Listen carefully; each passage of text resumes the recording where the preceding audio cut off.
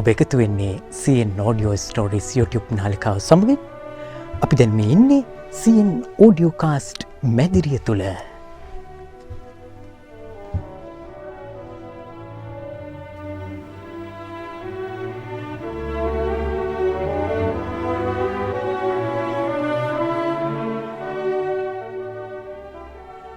මම Supun ප්‍රේමෙත්මාල් CN Audio Stories නාලිකාවේ හඬකැවීම් සහ නිෂ්පාදක.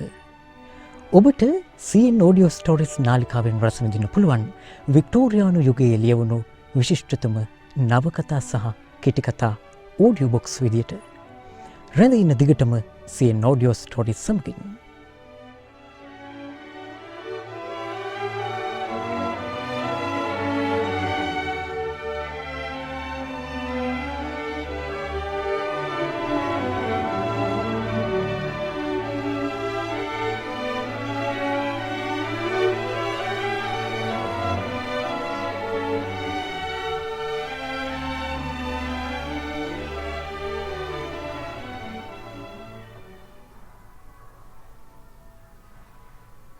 ශ්‍රීමත් ආත කොලන්ඩොයිල් විසින් රචිත 13 වැනි ෂර්ලොක් හෝම්ස් කෙටිකතාව The Adventure of Silver Blaze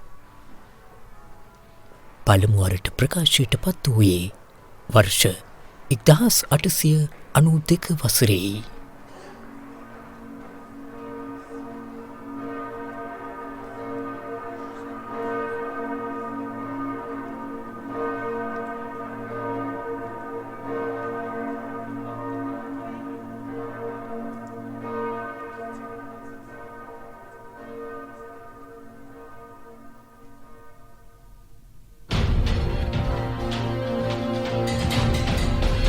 Sherlock Holmes රහස් පරීක්ෂක කතා.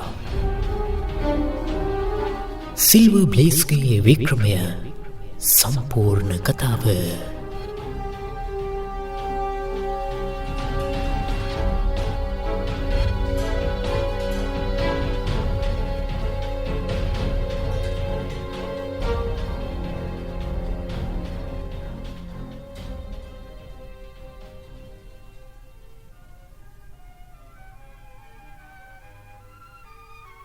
වට්සන්, මම හිතන්නේ මට යන්න වේවි වගේ. එක් උදෑසනක අප උදෑසන ආහාරය ගනිමින් සිටියදී හෝම්ස් පැවසීය. යන්න? ඒ කොයිද? ඩාට්මුවර් වලට. කිංස් පයිලන්ඩ් වෙත.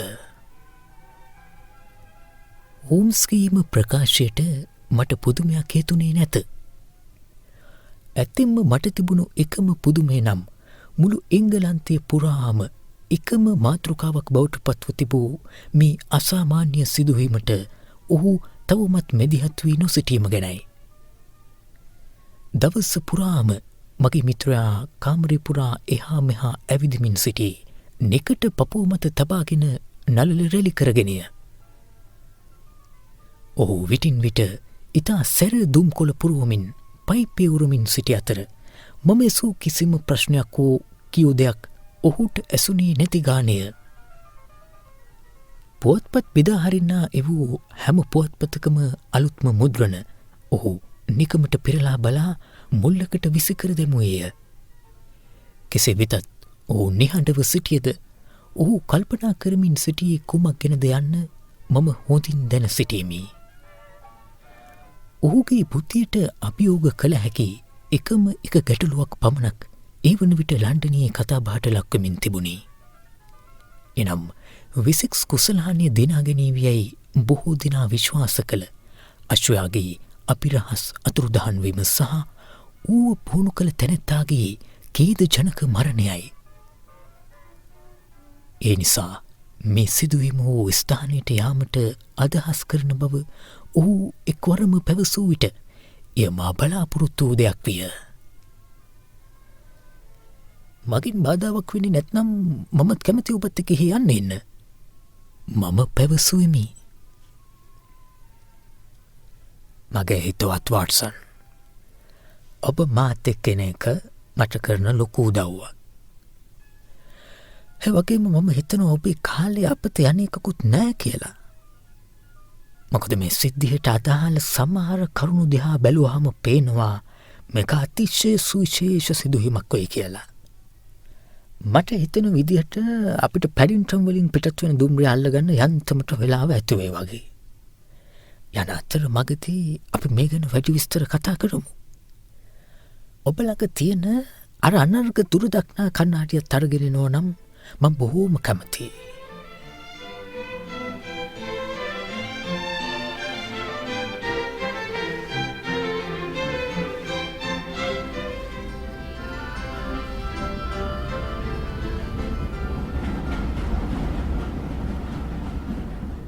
පැයකට පමණ පසු අපි එක්සිට බලා වේගින් ඇතින දුම්රියක පළමු පන්ති මැදිරියක මුල්ලක අසුන්ගෙන සිටීමු. කන් ආවරණ සහිත සංචාරක තොප්පියක් පැළඳගෙන උද්‍යෝගිමත් මුහුණකින් සිටි ෂර්ලොක් හෝම්ස් පැඩින්ටන් වලින් මිලදීගත් අලුත්ම පුවත්පත් මිටිය ඉතා ඉක්මනින් කියවමින් සිටියේය. අපි රෙඩින් නගරය පසු කර බොහෝ දුරක් යන තෙක්ම ඔහු සිටියේ පුවත්පත් කියවමිනි. අවසානයේ අන්තිම පුවත්පතත් ආසනයේ යටට ඔබා දෙමු ඔහු. ඔහුගේ සුරුට්ටු පසුම්බිය මා වෙත දිගු කළේය. අපේ යන වේගය නම් බොහොම හොඳයි. ජනේලින් පිටත බලා ආපසු ඔහුගේ ඔරලෝසුව දෙස බලන අතරතුර හෝම්ස් පැවසීය. මේ වෙලාවේ අපි පැයට 60ක්ම 53 මාර්ග වේගයකිනු යන්නේ. මම නම් සැතපුම් කාලින් කාලට තියෙන කණු දැක්කේ නෑ. මම කීවෙමි. මම දැක්කේ නෑ. නමුත් මේ දුම්රිය මාර්ගයේ විදුලි පණිවුඩ කණු සවි කරලා තියෙන්නේ යාර 60න් 60ට. ඉතින් වේගය ගණනය කිරීම හරිම පහසුයි. මම හිතනවා ඔබ ජෝන් ස්ට්‍රේකර්ගේ ඝාතනය ගැනයි සිල්වර් බ්ලේස්ගේ අතුරුදහන් වීම ගැනයි මේ විදි සොයලා බලන්න ඇති කියලා. ටෙලිග්‍රාෆ් සහ ක්‍රොනිකල් පුවත්පත්වල ඉගෙන ලියලා තිබුණු දේවල් නම් මම කිව්වා. මේක තර්ක කරන්නෙක් Tamanගේ හැකියාව පාවිච්චි කරලා අලුත් සාක්ෂි හොයනවට වැඩිය දැනට තියෙන තොරතුරු නිවැරදිව තෝරලා බේරලා ගන්න ඕන කරන જાතිය සිද්ධියක්. මේ සිද්ධිය කොයි තරම් පිරිසකට පෞද්ගලිකව බලපාලා තියෙනවද කියනෝ නම් අපට සිද්ධ වෙලා තියෙන්නේ ඕනෝටත් වඩා කරපු අනුමාන කිරීම, කටකතා, උපකල්පන ගොඩාක් මැද්ද හිර වෙන්න. මෙතන තියෙන අමාරුම දේ තමයි මතපල කරන්නන්ගේ පොත්පත් වාර්තාකරුවන්ගේ අලංකාර විස්තර අස්සෙන් ප්‍රතික්ෂේප කරන්න බැරි ඇත්තම කරුණු ටික. ඒ කියන්නේ සිද්ධියේ සැබෑ සැකෙල් වෙන් කරගන්න එක. ඊට පස්සේ ඒ ශක්තිමත් පදනම උඩ ඉඳගෙන අපට කරන්න වෙන්නේ මේ අපිරහස විසඳන්න උදව් වෙන නිගමන මොනවද කියලත් මුළු අපිරහසම රඳා පවතින්නේ මොන කරුණු මතද කියලා හොයලා බලන එක. අඟහරුවාද සවස මට විදුලි පණිවුඩ දෙකක් ලැබුණා. එකක් කශ්‍යයාගේ අයිතිකරු කර්නල් රොස්ගෙන්. අනිත් එක මේ සිද්ධිය බාරව ඉන්න පොලිස් පරීක්ෂක ග්‍රිගරිගෙන්. ඔවුන් දෙදෙනාම මගේ සහයෝගය ඉල්ලා තිබුණා. අඟහරුවාද හවස මම පුදුමින් කෑගැසුවෙමි. මේ බ්‍රහස්පතින්ද උදේනේ. ඇයි ඔබ ඊයේ ගියේ නැත්තේ? මොකද මගේ අතින් ලොකු අතපසු වීමක් සිද්ධ වුණා මගේ හිතවත් වොට්සන්. ඔබ ලියන සටහන් මාර්ගයෙන් පමණක් මාව අඳුරන කෙනෙක් හිතනවට වැඩිය නිතර එහෙම දේවල් මා අතින් සිද්ධ වෙනවා. ඇත්තම කාරණය මේකයි. එංගලන්තේ ඉන්න සුප්‍රසිද්ධම අශ්වය වැඩි කාලයක් හංගගෙන ඉන්න පුළුවන් වෙයි කියලා මම විශ්වාස කළේ නෑ. විශේෂයෙන්ම ඩාර්ට්මූර් වල උතුරු ප්‍රදේශය වගේ ජනාවාස අඩු පළාතක. ඊයේ දවස පුරාම පැයින් පැටම බලාගෙන හිටියේ අශ්වය හමු බවටත් ඌව පැහැරගත් තැනැත්තා ජෝන් ස්ට්‍රේකර්ගේ මිනි මරුව බවටත් තහවුරු කරන ආරංචිය ලැබෙනතුරු කොහොම වුණත් තවත් උදෑසනක් උදා වෙලා බලනකොට තරුණ ෆිස්ට්‍රෝයි සිම්සන්ව අත්තරංගුවට ගැනීම හැරෙන්න වෙනත් කිසිම දෙයක් සිදු වී නැති බව මට පෙනී ගියා. ඒ නිසා මම තීරණය කළා දැන් මම ක්‍රියාත්මක විය යුතු කාලය එළඹිලා කියලා. ඒ වුණාට ඊයේ දවස සම්පූර්ණයෙන්ම අපතේ ගියේ නැහැ කියලත් මට සමහර පැතිවලින් හිතෙනවා. ඒ කියන්නේ ඔබ යම් මතයකට එළඹිලා දින්නේ. අටුම තරමේ මම මේ සිද්ධියට අදාළ මූලිකව දැනගත යුතු කරුණු ටිකවත් හරියට තේරුම් අරගෙන ඉන්නේ. මම ඒවා ඔබට එකින් එක විස්තර කරන්නම්. මොකද තවත් කෙනෙකුට කරුණු පැහැදිලි කරනකොට තරම් සිද්ධියක් තවදුරටත් නිරාකරණය කරගන්න උදව් වෙන වෙනත් දෙයක් නැති තරම්. අනික අපි මේක පටන් ගන්න ඕන කොතනින්ද කියලා ඔබට පෙන්වුවේ නැත්නම් මට ඔබේ සහයෝගය බලාපොරොත්තු වෙන්න අමාරුයිනේ. මම සුවපහසු අයුරින් දුම්රිය අසුනේ පිටුපසට හේතුවේ සුරුටුවරමින් සිටියෙමු. හෝම්ස් ඉදිරියට නැමී ඔහුගේ දිගු සීන් දඹරැකිල්ලෙන් වම්මතේ අත්ල මත කරුණු එකින් එක ගණනය කරමින් අපට මේ ගමන යෙදීමට හේතු වූ සිදුවීම් මාලාව පිළිබඳ කෙටි විස්තරයක් කළේය. සිල්ව බ්ලේස් කියන්න ඔහු කියන්නට විය. සොමොමි කියන අශ්ව පරම්පරාවෙන් පවතින අශ්වයෙක්.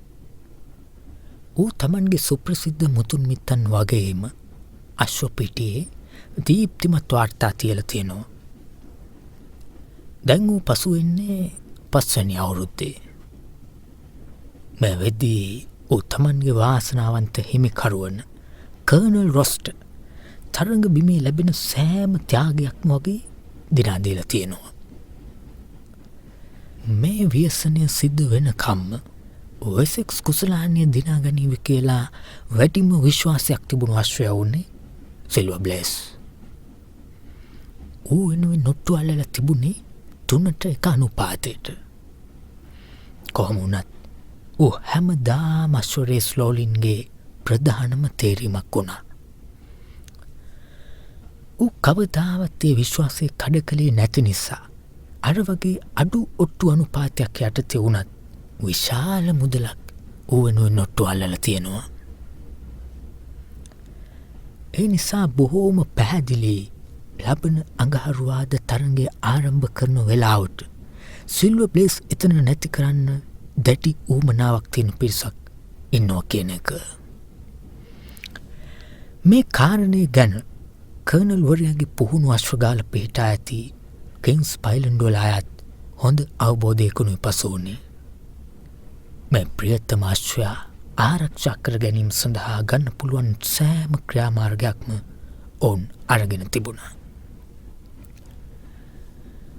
පුහුණු කරු ලෙස කටයුතු කළ ජෝන් ස්ට්‍රේක කියන්නේ විශ්‍රාමික අශ්වාරෝහකෙක්.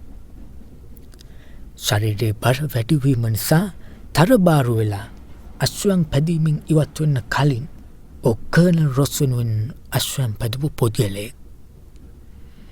ඔහු වසර 5ක් අශ්වාරෝහකෙක් ලෙසත් වසර 7ක් පුහුණු කරුවෙක් ලෙසත් කර්නල් වරයා යටතේ සේවය කළා තියෙනවා.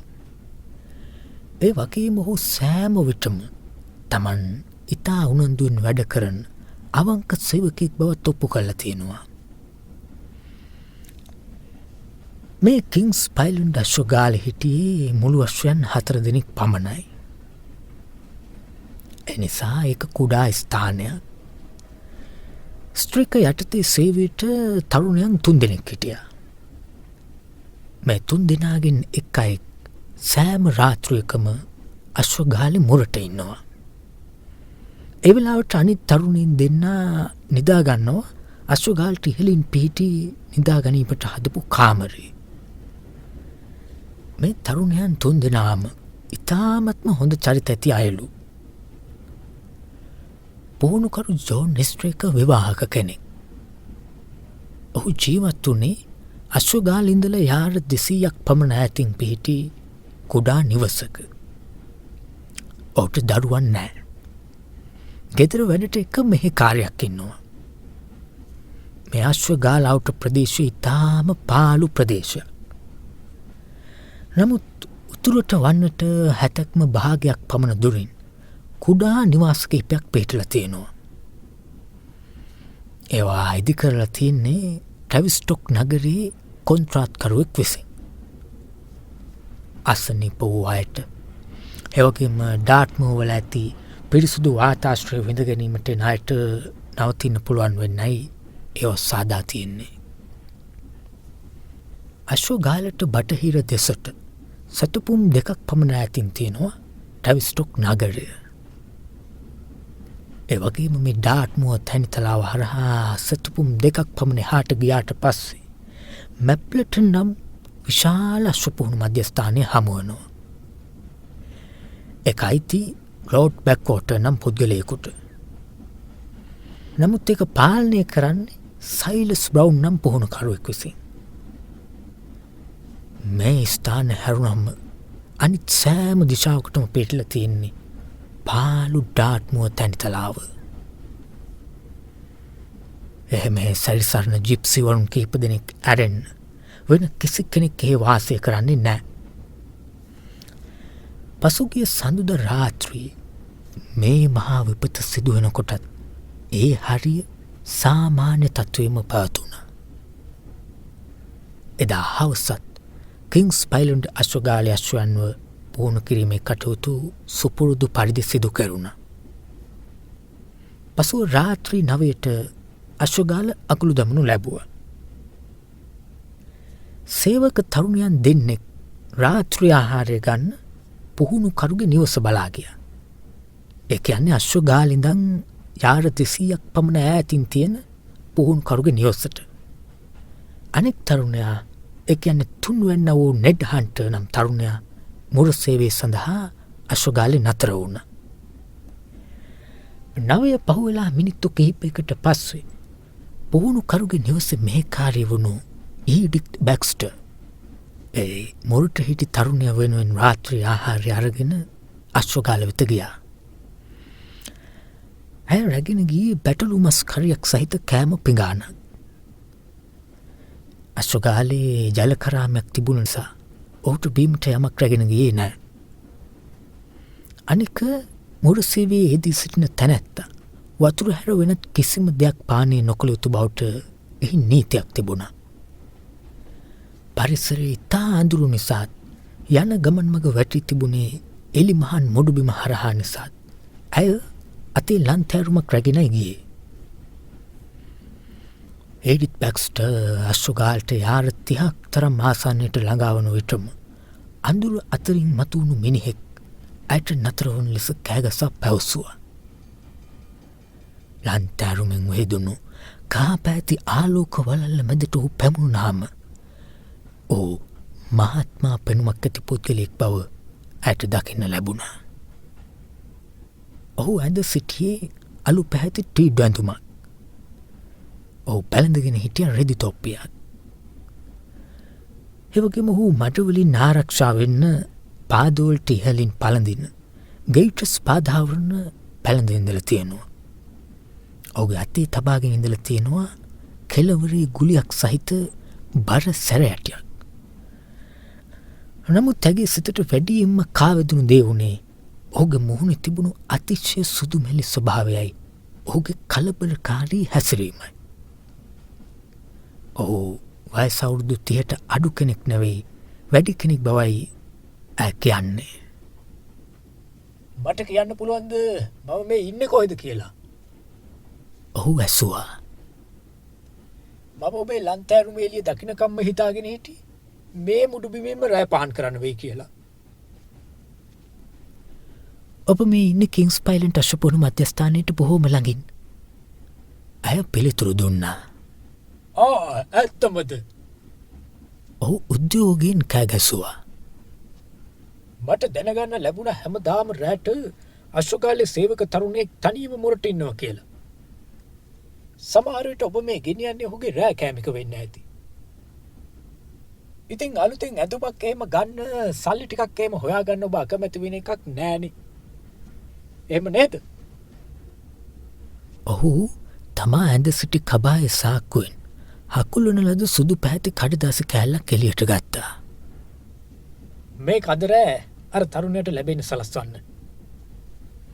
එහෙම කළොත් සල්ලි වලට ගන්න පුළුවන් ලස්සනම ගවුමක් මම ඔබට අරන් දෙනවා.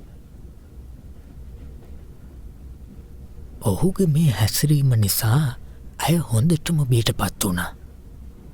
ඒ නිසා ඇය ඔහුව පසු කරගෙන දිව ගියේ ඇය පුහුණු පරිදි කෑමගෙන යන අශ්වගාලේ ජනේලය අසලට. ඒ වන විට ජනේලය විවෘතවයි තිබුණේ. හන්ටර් තරුණයා ඇතුළේ තිබූ කුඩා මේසයක අසුනක වාඩි වෙලා හිටියා. සිදුවූදී ඇය හන්ටර්ට කියන්න පටන් ගන්නවාත් සමගම අර ආගන්තුක පුද්ගලයා එතනටත් ආවා. සුබ රාත්‍රියක් වේවා. ජනේලේ ළඟට වෙලා ඔහු පැවසුවා. මට ඔබත් එක්ක වචනයක් කතා කරන්න උඹනයි. මේ සේවිකාව දිවුරල කියා සිටිනවා ඔහු ඒ කතා කරන අතරතුරේදී. ඇය දැක්ක කියලා ඔහුගේ මිටි මොලවාගත් අතේ කෙළවරේ කුඩා කඩදාසි පැකටුවක් තිබුණ කියලා.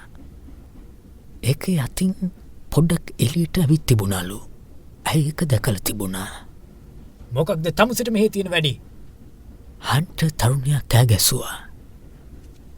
මේ කොබේ සාක්කුවට කීයක් හරි වැටෙන જાති වැඩක්. අර ආගන්තුකයා කිව්වා. වෙසස් කුසලානියට සහභාගී වන ඔබලගේ අශ්වයෝ දෙන්නෙක් ඉන්නවනේ. ඒ කියන්නේ සිල්වබේ සහ බයට්. මට ඇත්තම විස්තරේ දෙන්න.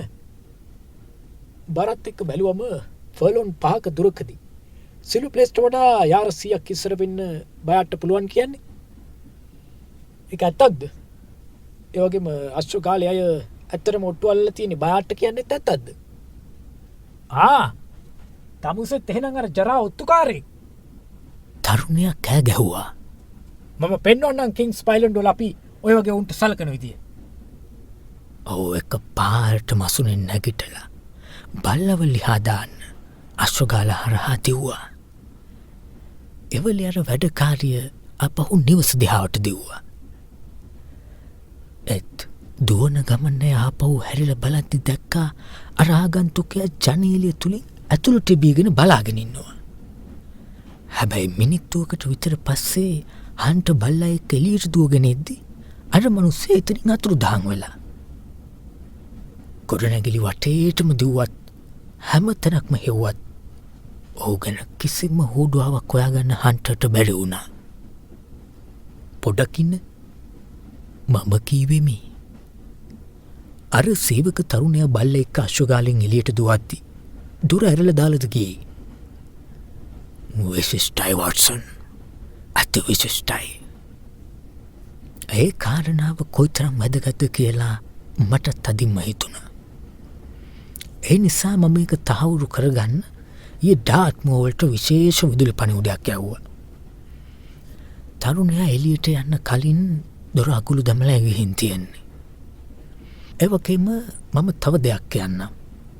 ඒ ජනේලිය මිනිස්සෙක්ට රින්ගන්න පුළුවන් තරමේ ලොකු එකක් නෙවෙයි.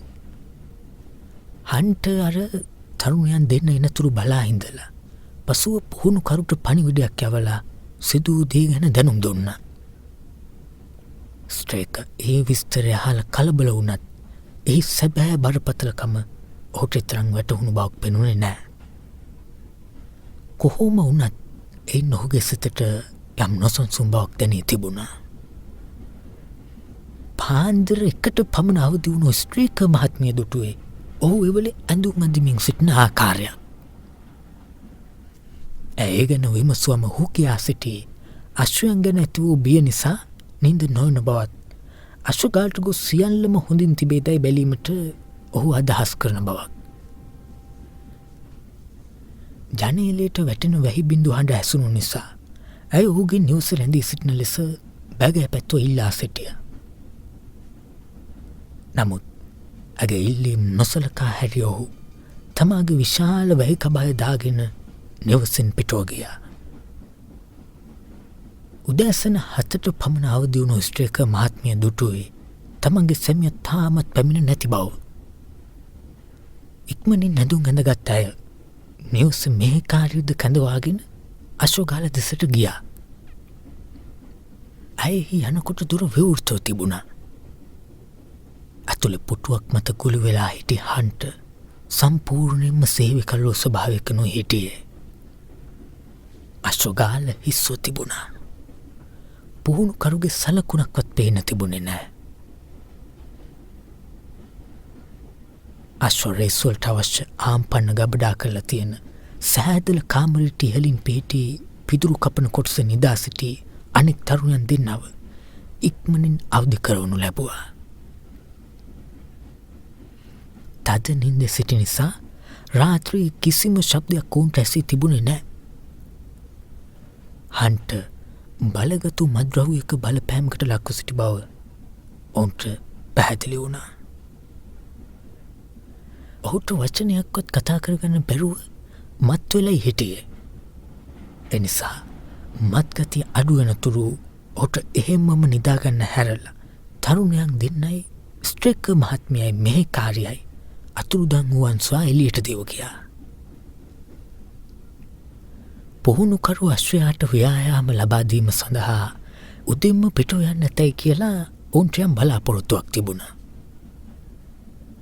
නමුත් අවට ඇති මොඩුබිම් සියල්ල හොඳින් පෙනෙන්න අශ්වගාල අසල පිහිටි කඳුගැටේ මතර නැගිවිටත් අතුරුදහන් වූ අශ්වය ගැන කිසිම සලකුණක් ඔවුන්ට දකින්න ලැබුණේ නෑ.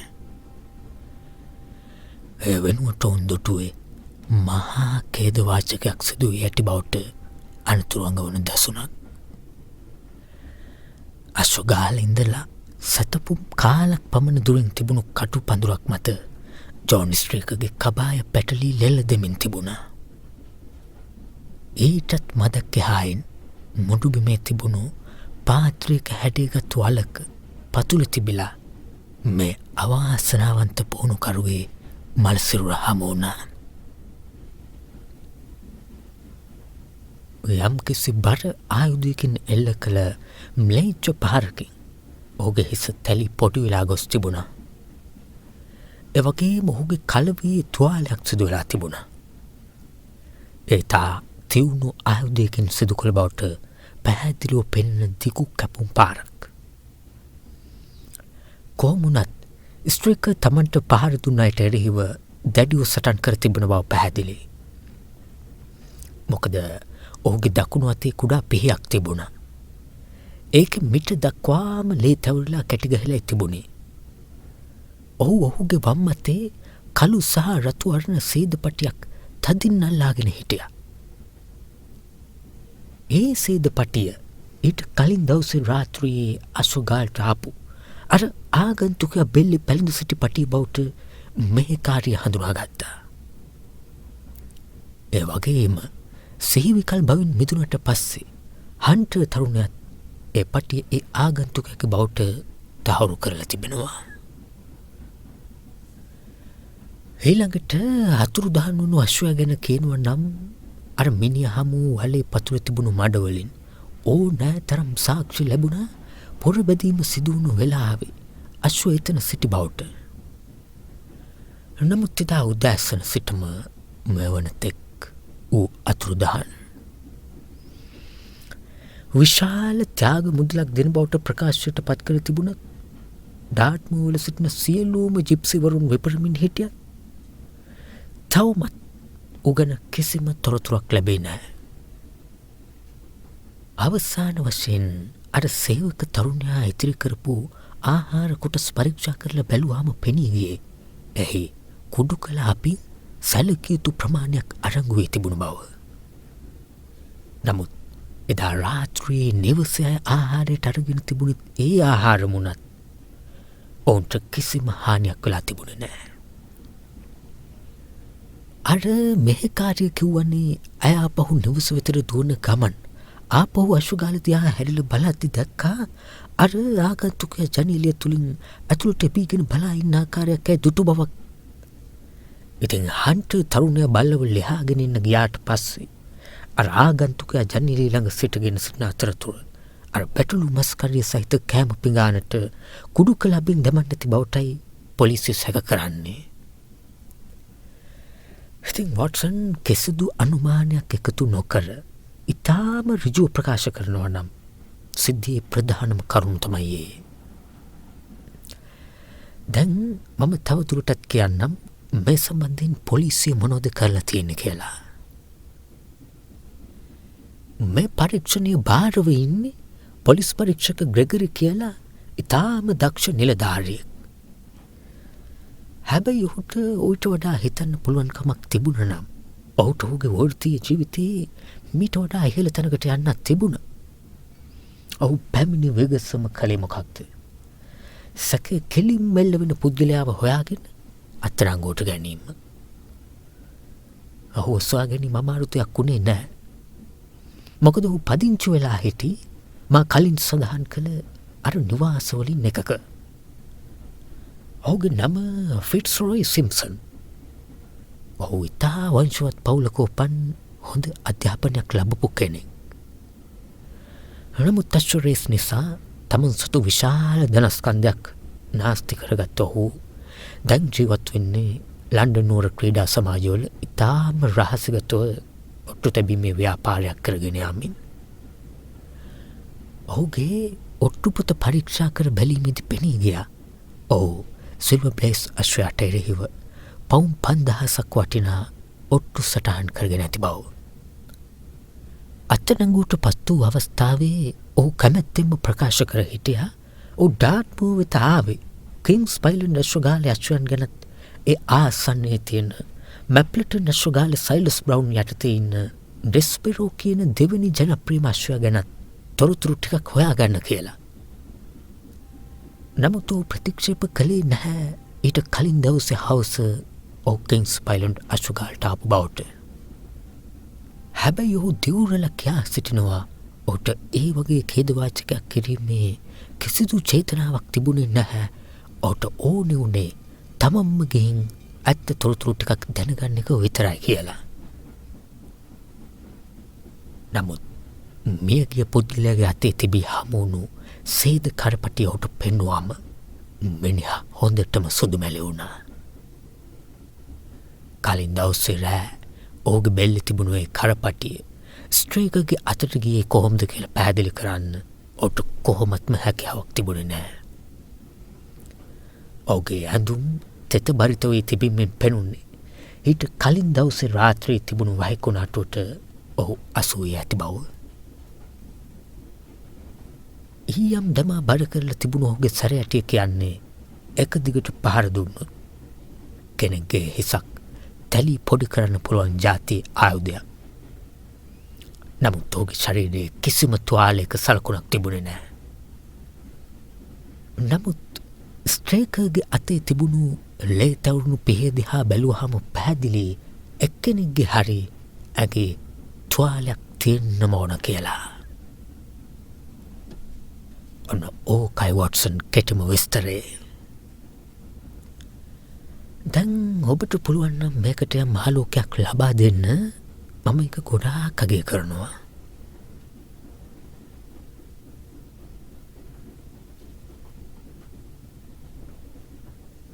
හෝම්ස් ඔහුටම ආවේනික පැහැදිලි ස්වභාවයෙන් මා ඉදිරියේ තැබූ ප්‍රකාශයට මම ඉතා උනන්දුවෙන් සවන් දුන්නෙමි. ඒ වූ කරුණු බොහොමයක් මම දැන සිටියත් ඒවා එකිනෙකට වැදගත් වන ආකාරයක්වත් ඒවා එකිනෙකට සම්බන්ධ වන ආකාරයක්වත් මට ඊතරම් වැටහි තිබුණේ නැත. ස්ට්‍රේකර්ගේ ශරීරයේ තිබුණු කැපුම් තුවාලය මොළයට සිදුවුණු හානියකින් පස්සේ ඇතිවන කම්පනය නිසා තමාගේම පීන් ඔහු අතින්ම සිදු වූ දෙයක් වෙන්න බැරිද? මම යෝජනා කළෙමි. එහෙම වෙන්නත් ලොකු ඉඩක් තියෙනවා. බොහෝ විට සිදුවන්නේ නැත්තේ ඒක විය හැකි. හෝම්ස් පැවසුවේය. ඒ වුණාට මම කිවෙමි. මේ ගැන පොලිසිය මතය මොකක්ද කියන එක මට තාම හිතාගන්න බැහැනේ. අපි මොන මත ඉදිරිපත් කළත් ඒකට එරෙහිව බරපතල විරෝධතා මතුවෙන්න පුළුවන්නේ. පොලිසිය හිතාගෙන ඉන්නේ මෙහෙමයි. මේ ආගන්තුක ෆිට්රෝයි සිම්ප්සන් අර තරුණයාට මත් බෙහෙත් දීලා කොහොම හරි අශ්වගාලේ යතුරුකුත් හොයාගෙන අශ්වගාලේ දොර ඇරලා අශ්වයාව එළියට අරන් තියනවා. පැහැදිලිවම අරමුණ වෙන්න ඇති අශ්වයාව සම්පූර්ණයෙන්ම පැහැරගෙන යන එක. රෑට අශ්වයට කරපටියක් දාන්නේ නැති නිසා සිම්සන්ව අශ්වයට කරපටිය දාන්න ඇති. ඊට පස්සේ දොරත් ඇරලා දාලා ඔහු අශ්වයාව මුටුබිම හරහා අරගෙන යද්දි එක්ක පුහුණුකරු ජෝ නිස්ට්‍රේකට මුණ ගැහිලා තියෙනවා. එහෙමත් නැත්නම් පුහුණුකරු ඔහුගේ පස්සෙන් ඇවිල්ලා ඔහුව අල්ලගන්න ඇති.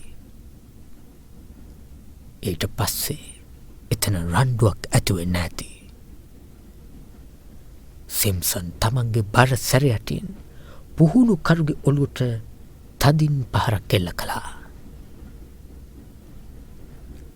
එවල ස්ට්‍රේක ආත්මාරක්ෂාවට අර පිහිය ගත්තත් ඔහුට ඒක පාවිච්චි කරලා සිම්සන්ට ඒකෙන් කිසිම පහරක් එල්ල කරන්න බැරුව වෙන්න ඇති. ඊට පස්සේ සිම්සන් අශ්වයාව රහසගත තැනකට අරන් යන්න ඇති. එහෙමත් නැත්නම් පොරබදන අතරේ අශ්වය පැනලා යන්න ඇති. සමහර විට දැන් මේ වෙද්දී ඌ මුඩුබිමේ තනියම ඇවිදිනවා වෙන්නත් පුළුවනි. ඔන්න ඔය විදියටයි පොලිසියට මේ සිද්ධිය පේන්නේ. ඒක සිදුවෙන්න අමාරු දෙයක් කියලා හිතුණත් එතන සිදුවුණු අනිත් හැමදේම ඊටත් වඩා වෙන්න අමාරු දේවල්. කොහොමුණත් මං එතනට ගියපු ගමම්ම මේ ගැන ඉක්මනින්ම හොයලා බලන්න ඕන. එතකන් දැනට අපිට මෙතනින් ඉස්සරහට යන්න අමාරුයි.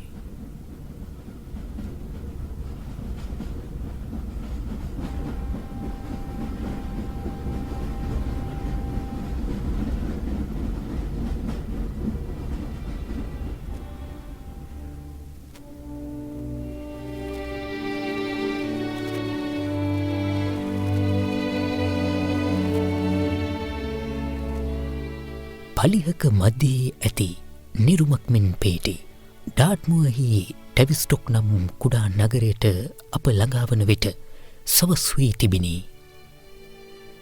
මහත්වරු දෙදෙනෙක් දුම්රිය ස්ථානයේ අප එනතුරු බලා සිටියහ. ඉන් එක් අයෙක් සිංහෙකුගේ වැනි කේශ කලාපයක් සහ රැවුලක් ඇති උස පැහැපත් පුද්ගලයෙකි. ඔහුගේ ලා නිල් පැහැති දෑස්වල පුදුම සහගත තිවුණු සහ විනිවිද යන සුළු බැල්මක් විය. ඔහු එංගලන්ත පොලිස් පරීක්ෂක සේවය තුළ වේගින් නමක් දිනාගනිමින් සිටි පොලිස් පරීක්ෂක ක්‍රිකරිය. අනෙක් තැනෙත්තා කුඩා ශරීරයක් ඇති ඉතා විපරම් සහගත බැල්මක් ඇති අයකි. ෆ්‍රොක්කබායක් සහ පාද ආවරණය වන ගීටර්ස් පැළඳී කම්මුල් දෙපසම රැවුල්වවා කන්නාඩියක් පැළඳ සිටි ඔහු ඉතාම පිළිවෙලට සැරසී සිටියේය. ඔහු සිල්වර් බ්ලේස් අශ්වයාගේ අයිතිකරු වූ සුප්‍රසිද්ධ ක්‍රීඩකයෙකු වන කර්නල් රොස්සිය. හෝම්ස් මහත්මයා, ඔබ මෙහි පැමිණීම ගැන මම ඉතාම සතුටු වෙනවා. යයි කර්නල්වරයා පැවසීය. මේ පොලිස් පරීක්ෂකතුමා කරන්න පුළුවන් හැම දෙයක්ම කරලායි තියෙන්නේ. නමුත් අහිංසක ස්ට්‍රේක වෙනුවෙන් යුක්තිෂ්ට කරන්නත් මගේ අශ්වයාව නැවත සොයාගන්නත් ගන්න පුළුවන් කිසිම උත්සාහයක් මගහරින්න මම කැමති නෑ. අලුත් තොරතුරු එහෙම මොනවා හරි ලැබුණද? හෝම්ස් විමසීය. කනගාටු කියන මහත්මයා, අපිට ඊට වඩා හොයාගන්න බැරි වුණා. පොලිස් නිලධරයා පැවසුවේය. එළිය කරත්තයක් සූදානම් කරලා තියෙනවා. ඉර බෑගෙන යන්න කලින් ඔබතුමාට ඒ ස්ථානය බලාගන්න ඕමනා ඇතිනි. ඒ නිසා අපි යන ගමන් මේ ගැන කතා කරමු.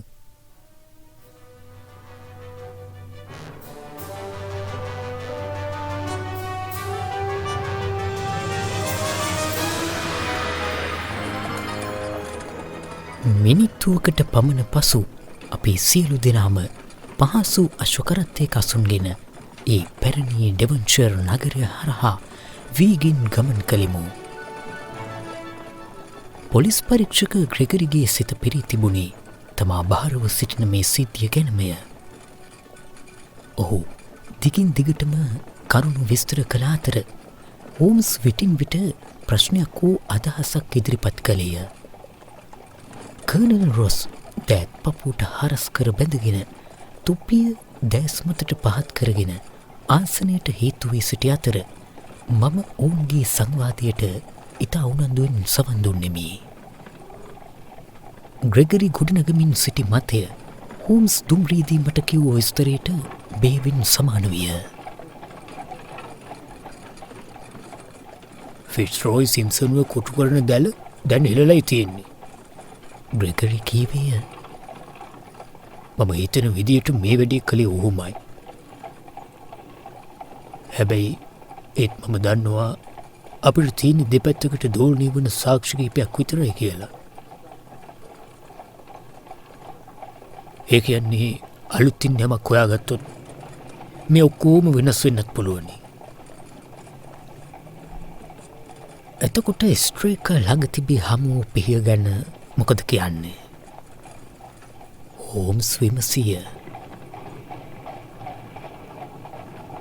අපි නිගමනය කරලා තියෙන්නේ ඔහු බිම ඇදගෙන වැටෙන වෙලාවේ ඔහුගේ අතින්ම පිහිය උට ඇනිලා තුවාල වෙන්නේ නැති කියලා. මගේ මිත්‍ර වොට්සන් දොස්තර මහත්මයාත් එන අතර මගදී මට ඔය අදහසම යෝජනා කළා.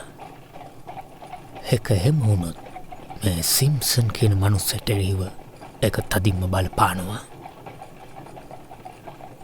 කිසිම සැකයක් නෑ. ඔහු ළඟ පිහියක්වත් ඇඟේ තුවාලයක්වත් නෑ.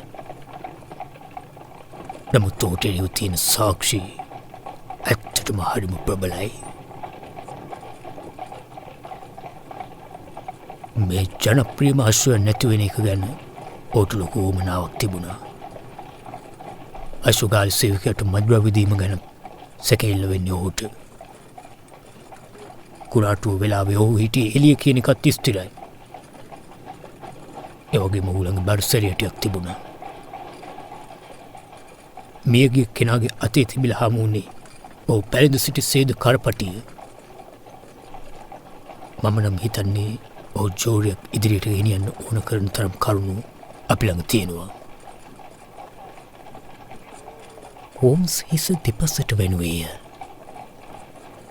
දක්ෂ නීතිඥයෙක් හිටියොත් ඔය කරුණු ඔක්කොම කුඩු පට්ටම් කරලා දාවි. ඔහු පැවසිය. ඔහුට ඕන වුණේ අශ්වයට අනතුරක් කරන්න නම් ඔහු මොකටද අශ්වයාව ගාලෙන් එළියට ගන්නේ? ඇයි ඒක එතනම කරන්න බැරි වුණේ? ඔහු ළඟ තිබිලා තවත් යතුරක් හමු වුණාද? අබින් කුඩු ටික ඔහු ගත්තේ මොන බෙහෙත් ශාලාවෙන්ද? ඔක්කොටම වඩා මේ පළාතට ආගන්තුකෙක් වෙච්ච ඔහු කොහොමද අශ්වයෙක්ව හංගන්නේ? අනික මේ වගේ ප්‍රසිද්ධ අශ්වයෙක්ව හර සේවකයට දෙන්න කියලා මේ කාර්යයට දුන්න කොළ කෑල්ල ගැන ඔහු මොකද කියන්නේ?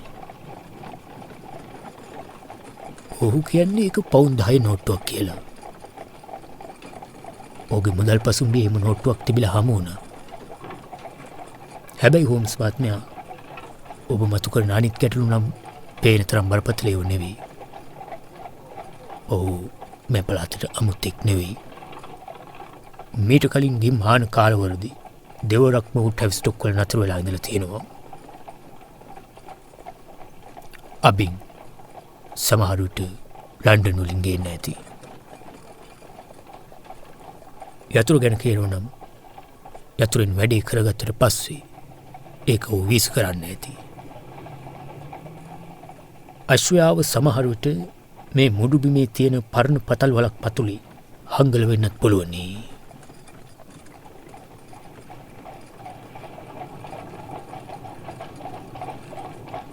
හෝම්ස් කරත්තේ ආසනයේ පිටුපසට හේතු අතර කතාබහ නතර විය.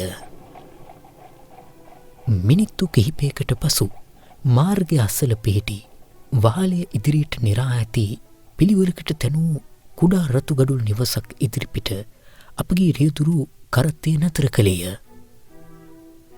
ඊට තරමක් ඈතින් සතුගාල කරහා ඉපිටින් අලු පැහැති උළු සෙවලි කළ දිගටි ගොඩනැගිල්ලක් දිසුය.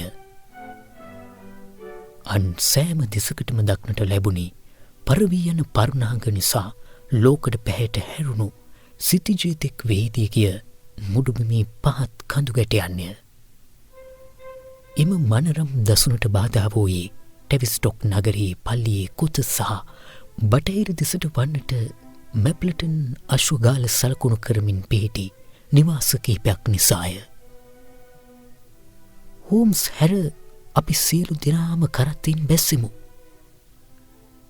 ඔහු තවමත් සම්පූර්ණයෙන්ම තමාගේ කල්පනා ලෝකයේ ගිලි ඉදිරිපස අහස දෙස දැස් යොමු කරගෙන දිගටම ආසනයට හේතු වී සිටියේය.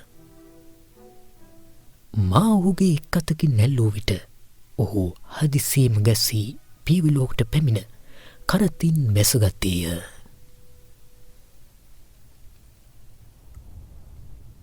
සමාවෙන්න මදක් පුදුමින් තමා දෙස බලා සිටි කර්නල් රොස් දෙසට හැරමින් ඔහු පැවසීය. මම පොඩි කල්පනාවකයි හිටියේ. ඔහුගේ දෑස්වල යම් දීප්තියක් තිබූ අතර ඔහුගේ හැසිරීමේ සැඟවුණු උද්‍යෝගයක් දක්නට ලැබිණි.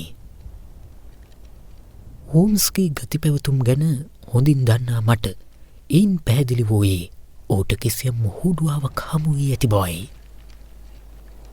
නමුත් ඒ කුමක්ද යන්න මට සිතා ගැනීමට නොහැකි විය. හෝම්ස් මහත්මය ඔබ කැමති කෙලින්ම අපරාධය සිදුවුණු තැනට යන්නද? පොලිස් නිලධරයා ඇසීය. මම හිතන්නේ මම මෙතන ටිකක් නවතලා හොයලා බැලුවොත් හොඳයි. ස්ට්‍රේකර්ගේ සිරුර අපහු මෙහෙට ගේන්න ඇති. ඔව්, ඔහුගේ සිරුර උඩ තට්ටුවේ තියෙනවා. හෙට තමයි මරණ පරීක්ෂණය තියෙන්නේ. ස්ට්‍රේකර් ඔබ ළඟ අවුරුදු ගණනාවක්ම සේවය කළා නේද? හෝම්ස් විමසුවේ කර්නල්වරයාගෙනි. ඔව්, මට හැමදාම පෙනුනේ ඔහු තාම දක්ෂ සේවකයෙක් විදියට. ග්‍රෙගරි මහත්මයා, මිය යන වෙලාවේ ඔහුගේ සාක්කුවල තිබුණු දේවල් වල ලයිස්ට්ුවක් ඔබ හැදුවද? ඔව් හෝම්ස් මහත්මයා, ඒ දේවල් ටික විසිත්ත කාමරේ තියෙනවා. ඔබට ඕනම් බලන්න පුළුවනි. මම හරිම කැමතියි ඔබ බලන්න.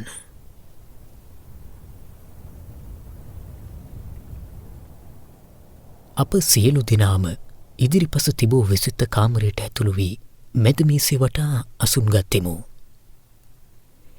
මේ අතර පොලිස් පරීක්ෂකවරයා 4 පෙට්ටියක් විවෘත කර අප ඉදිරිපිට කුඩා බඩු රාශියක් තැබුවේය.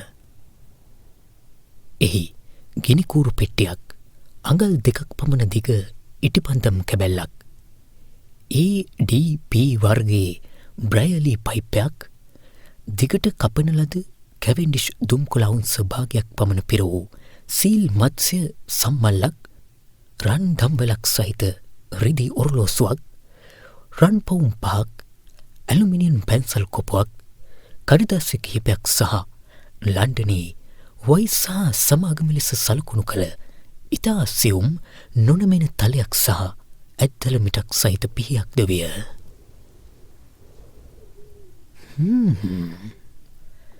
මේක හරිම පුදුම හිතන විදිහ පිහියක්නේ. පිහිය අතටගෙන ඉතා සියුම් ලෙස පරීක්ෂා කරමින් හෝම්ස් පැවසුවේය. මේක ලේ පැල්ලම් තියෙන විදිහට මම හිතන්නේ මියගේ කෙනා ළඟ තිබුණු පිහිය මේක වෙන්න ඕන. වාට්සන්, මේ පිහිය අනිවාර්යයෙන්ම ඔබේ ශ්‍රේෂ්ඨයට අදාළ එකක් නේද? අපි ඕකට කියන්නේ ඇසේ සුද ඉවත් කරන්න පාවිච්චි කරන පිහිය කියලා. මම කිවෙමි. මම එහෙම හිතුවා. හරිම සියුම් වැඩවලට හදපු හරිම සියුම් තලයක්. මේ වගේ ගමනක් යද්දී මනුස්සෙක් මේ වගේ දෙයක් අරගෙන යන එක නම් පුදුමයි. විශේෂයෙන්ම මේක තලයේ නවලා සාක්කු දාගෙන යන්නත් බැහැනේ. පිහිය තුඩ ආරක්ෂා වෙන්න ඒකට කිරි ලැබ කැල්ලක් ගහලා තිබුණා. ඒක මලසිරු ළඟ වැටලා තිබිලා අපිට හමු වුණා. පොලිස් පරීක්ෂකවරයා පැවසිය. ඒ වගේම ඔහුගේ බිරිඳ අපට කිව්වා ඒ පිහිය නිවසේ ඔහුගේ නිදන කාමරේ කණ්ණාඩි මේසෙ උඩ තිබුණු එකක් කියලා. කාමරෙන් එළියට යන ගමන් තමයි ඔහු ඒක අරගෙන ගිහින් තියෙන්නේ. ආයුධයක් විදියට නම් මේක ඉච්චර හොඳ එකක් නෙවෙයි. ඒත් සමහර විට ඒ වෙලාවේ ඔහුගේ අතට අහුණු හොඳම එක වෙන්න ඇති. වෙන්න පුළුවන්. එතකොට මේ අනිත් කඩදාසි කැබලි මොනවද?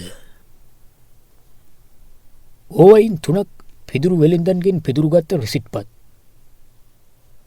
එකක් කර්නල් රොස් මහත්මයාගෙන් ලැබුණු උපදෙස් ලිපියක්. මේ අනිත් එක බොන්ඩ්‍රීදී ඉන්න මැඩම් ලෙසූරිය කියන කාන්තාවක් විසින් විලියම් ඩර්විෂර් කියන කෙනෙක්ට නිකුත් කරපු පවුම් 37යි සිලින් 15ක ඇඳුම් බිල්පතක්. ස්ට්‍රේකර් මහත්මයා අපිට කිව්වා ඩර්විෂර් කියන්නේ ඇගේ මහත්තයාගේ මිත්‍රයෙක් කියලා.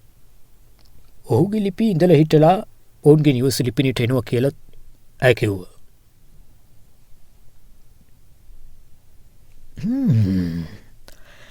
මේ ඩර්විෂර් නෝන නම් ටිකක් ගණන් වැඩි දේවල් වලට ආස පාටයි. හෝම්ස් පැවසුයි බිල්පත දෙස බලමින්ය. එක ඇඳුමකට ගෙනිය 22ක් කියන්නේ සෑහෙන ලොකු ගාණක්. දැන් මෙතනින් අපිට දැනගන්න තව දේවල් නම් ඉතුරු වෙලා නෑ වගේ.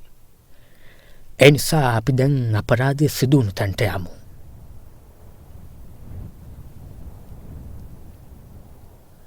අප විසිත කාමරින් පිටතට පැමිණෙත්ම බරාදී රැඳී සිටි කාන්තාවක් ඉදිරියට පැමිණ පොලිස් පරීක්ෂක ග්‍රෙගරිගේ කමිසතින් අල්ලා ගත්තාය. ඇගේ මුහුණ වැහැරී ගිය කෙට්ටු සහ නොයිවසිලිමත් එකක් වූ අතර මෑත කාලීනව සිදු වූ දේවල් වල බීතිය සලකුණු එහි නොමැකිව සටහන්ව තිබුණි. ඔබ වුණ හොයාගත්තද? ඔබ වුණ හොයාගත්තද? ඇය හති දමමින් විමසුවාය. නැහැ ස්ට්‍රේකර් මහත්මිය. හැබැයි මේ හෝම්ස් මහත්මයා ලන්ඩන් ඉඳලා ඇවිත් තියෙන අපිට උදව් කරන්න. ඉතින් අපි කරන්න පුළුවන් උපරිම දේ කරනවා. මට හොඳටම විශ්වාසයි හෝම්ස් කියන්නට විය. ටික කාලෙකට කලින් ප්ලිමත් වල තිබුණු උද්‍යාන සාදයකදී මට ඔබ මුණ ගැහුණා කියලා ස්ට්‍රේකර් මහත්මිය. නැහැ මහත්මයා. ඔබට වැරදීමක් වෙලා වෙන්න ඇති. කාන්තාව කිවාය. ඇය උනත් මට සාතික කරලා කියන්න පුළුවනි එදා ඔබ ඇඳගෙන හිටියේ පැස්පරා පිහාටු මෝස්තරය අල්ලපු ලා අලුපාට සේද ඇඳුමක්. මට කවදාවත් එහෙම ඇඳුමක් තිබිලා නෑ මහත්මයා. ඇය පිළිතුරු දුන්නාය. එමනම් කාරණය බොහෝම පැහැදිලි. හෝම්ස් ගණනකට නැතුව පැවසීය. ඉන්පසු ඔහුවකින් සමාවයද පොලිස් පරීක්ෂකවරයා පසුපසින් පිටිතට ගියේය. මොටුබිම හරහා ගිය කෙටි පාගමනකින් පසු මලසිරුව හමු වූ පහත් බිම් කඩ වෙත ළඟාවීමට අපට හැකිවිය. එම ස්ථානය ප්‍රපාතාකාරව පිහිටි තරමක් බැවුම් සහිත ස්ථානයකි. එම ප්‍රපාතාකාර බැවුමේ ඉහළ වූ වලී ගැට්ට මත තිබූ කටු පඳුරු මත ස්ට්‍රේකර් මහතාගේ කබහය දක්නට ලැබිණි. මම හිතන්නේ එදා රෑ හුළඟක් තිබිලා නම් නෑ වගේ. නෑ හුළඟක් නම් තිබිලා නෑ. නමුත් තදින් වැස්ස තිබිලා.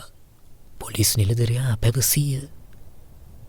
එහෙම නම් කපාය හුළඟට ගහගෙන ඇවිල්ලා කටුපඳුර රැඳුන නෙවෙයි. ඒක එතනින් තියපු එකක් කියලා අපිට කියන්න පුළුවනි. ඔව් බැලූ බැල්මට පෙනුනේ එක කටුපඳුරට දාපු බවත්. ඔබ මගේ උනන්දුව තවත් වැඩි කරනවා ග්‍රිගරි. මට පේනවා මෙතන පොළොව හොඳටම පාගල මඩ කරලා තියෙන්නේ. සඳුදා රෑ ඉඳලා ගොඩක් අය මෙතන ඇවිදින්න නැති කියලා කිසිම සැකයක් නෑ. අපි අර වලේ පහළ පැදුරු කෑල්ලක් එල්ල තියෙනවා. අපි හැමෝම හිටගෙන හිටියේ ඒක උඩ. හෝම්ස් මහත්මයා මේ බෑග් එකේ තියෙනවා ස්ට්‍රේක දාගෙන හිටපු බෝඩ් සපත්තු කොට්ටම් දෙකින් එකකුයි ෆිට්ස්රෝයි සිම්සන්ගේ සපත්තුවකුයි සිල්වර් බ්ලේස් අශ්වගේ ලාඩමකුයි. මගේ හිතුවත් පොලිස් පරීක්ෂකතුමා ඔබ පුදුම දක්ෂයෙක්නේ. හෝම්සම බෑගය අතට ගත්තීය. පසුව ඔහු සෙමින් වලතුළුට බැසගියය. ඉන් පසු එහි තිබූ පැදුරු කැබැල්ල තව ටිකක් මැදට වන්නට තල්ලු කළේය. අනතුරු ඔහු එහි මුනින් අතට වැතිරි දෑත් මත නිකට තබාගෙන තමන් ඉදිරියේ විසිරී තිබූ මඩගෙන ඉතා හොඳින් පරීක්ෂා කර බැලුවේය. ඔහු හදිසියේම පැවසුවේය. මේ මොකක්ද? එය භාගෙට පිලිස්සුණු ඉටිපන්දමකි. එය මඩවලින් වැසී තිබූ නිසා මුලින් බැලු බැල්මට පෙනුනේ කුඩා ලී කැබැල්ලක් මිනි. මට හිතාගන්න බෑ කොහොමද මගේ ඇතින එක මගේ ඇරුණේ කියලා. ග්‍රෙගරි කීවේ කනස්සල්ලින් යුතුවයි. ඒක පේන්න තිබුණේ නෑ. මඩවලට යට වෙලා තිබුණේ. මම එක දැක්ක මම ඒ වගේ දෙයක් හෙව්ව නිසා. මොකක්? ඔබ බලාපොරොත්තු වුණාද මෙතන ඒ වගේ දෙයක් හම්බ වෙයි කියලා? එහෙම දෙයක් තියෙන්න පුළුවන් කියලා මම හිතුවා. මීළඟට ඔහු එම බෑගින් බෝට් සපත්තු එළියටගෙන ඒ එකින් එකෙහි සලකුණු පොළොවේ තිබූ සලකුණු සමග සසඳා බැලුවේය. ඉන්පසු වලෙහි කැට්ට මතට ගොඩ වූ ඔහු පර්ණාග සහ පඳුරු අතර දනගාමින් ඇවිද ගියේය. මට හිතෙන්නේ තවත් අඩි සලකුණු නම් හොයාගන්න ලැබෙන එකක් නැහැ. ග්‍රෙගරි කීය. මම මේ වටේ යාඩ 100ක් විතර දුරට යනකම් පොළොව බොහෝම පරිස්සමට පරීක්ෂා කරලා බැලුවා. එහෙමද? නැගී සිටමින් හෝම්ස් පැවසීය. ඔබ එහෙම කිව්වට පස්සේ ආපහු ඒව පරීක්ෂා කළා ඔබට අගෞරව කරන්න මම කැමති නෑ. මම දැන් කැමති කළුවර වැටෙන්න කලින් මේ මුඩුබිමේ පොඩි රවුමක් යන්න. එතකොට හෙට දවසේ මට වැඩ කරන්න ඕන පරිසරය ගැන අදහසක් ගන්න පුළුවන්. ඒ වගේම මම හිතනවා මේ අශ්වලාඩම මගේ සාකුවට දාගත්තොත් හොඳයි කියලා.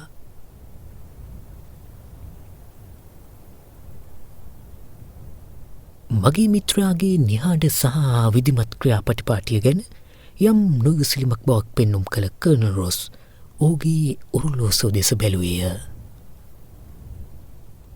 පොලිස් පරීක්ෂකතුමා ඔබ මාත් එක්ක ආපහු එනවනම් මම කැමතියි. ඔහු පැවසීය.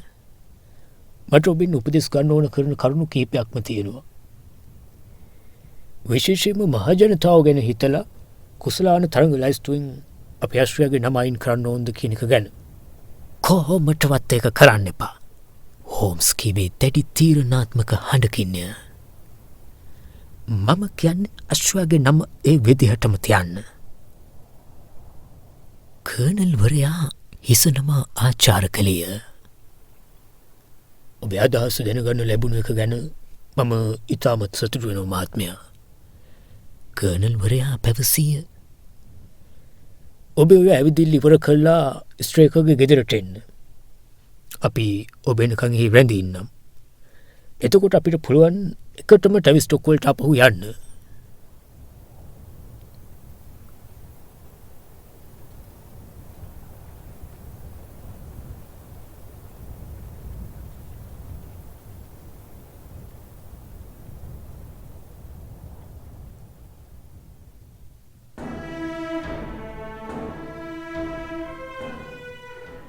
ඔහු පොලිස් පරීක්ෂකවරයා සමගින් ආපසු යාමට හැරුණේය.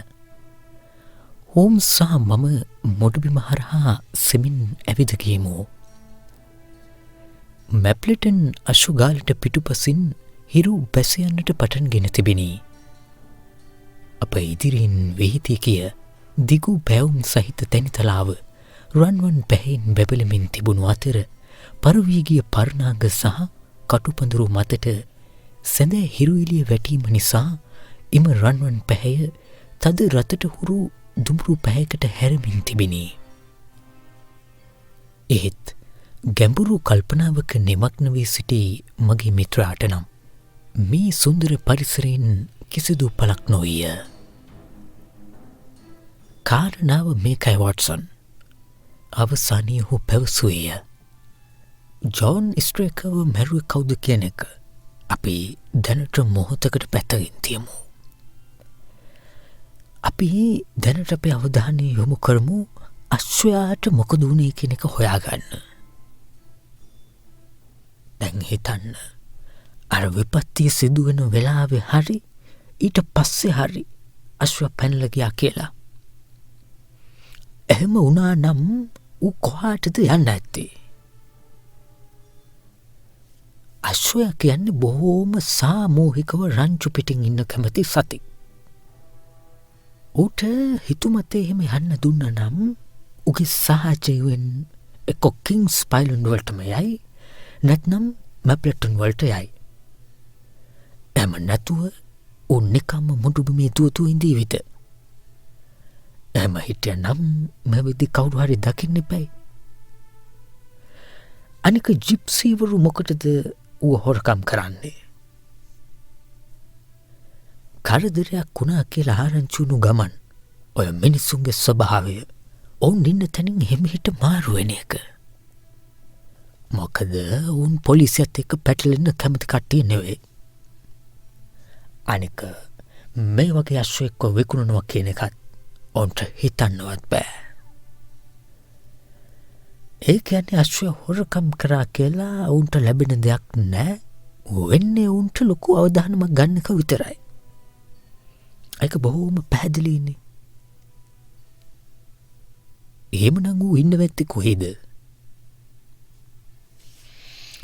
මම කලිනුත් කිව්වනේ ඌ යන්න ඕන එක්ක කිංස් පයිලන්ඩ් අශ්වගාල දිහාට නැත්නම් මැප්ලටන් අශ්වගාල දිහාට. ඌ කිංස් පයිලන්ඩ් වල නෑ. අපි ඒක දන්නවා. ඒ කියන්නේ ඌ ඉන්න ඕන මැප්ලටන් වල. එහෙමනම් අපි දැන් ඌ මැප්ලටන් වල ඉන්නවා කියලා උපකල්පනයක් කරලා හෝඩුවාවන් හොයලා බලමු ඒව අපිව කොහාටද අරගෙන යන්න කියලා. පොලිස් පරීක්ෂක ග්‍රෙගරි කිව්වා වගේ මොඩුබිමේ මේ හරිය හරිම තදයි වගේම වියලි. හැබැයි මැප්ලටන් පැත්තට වෙන්න පොළොව පහත් වෙනවා. ඔබට පේනවා ඇති අර ඈතින් දිගට විහිදුණු පහත්වීමක් තියෙනවා. සඳුද රෑ වැස්සත් එක්ක එතන අනිවාර්යෙන්ම හොඳටම තෙත් වෙලා තියෙන්න ඇති. අපේ අනුමානය හරිනම් ඒ කියන්නේ අශ්වයා මැප්ලටන් දිහාට ගියා නම් අනිවාර්යෙන්ම අශ්වයා අන්න අර හරහා යන්නම ඕන. අන්න එතන තමයි අපි උගේ අඩිසලකුණු සටහන් වෙලා තියෙනවද කියලා හොයන්න ඕන.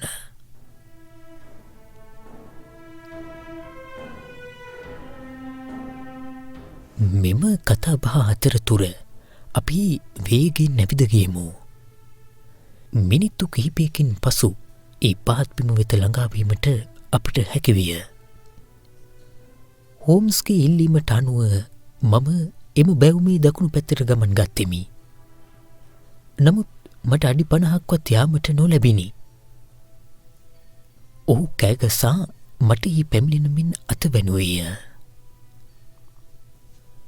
ඔහු ඉදිරියේ තිබූ මෘදු පස්වල අශ්වයෙකුගේ අඩිසටහන් පැහැදිලිවම සටහන් වී තිබුණි. මීළඟට ඔහු සාකුවෙන් ගත් අශ්ව ලාඩමට ඒ අඩිසලකුණ හරියටම ගැලපුණි. දැක්කනේ විය හැකිදේ අනුමාන කිරීමේ වටිනාකම. හෝම්ස් කීවිය ග්‍රෙගරිට නැති එකම ගුණාංගයත් ඒක.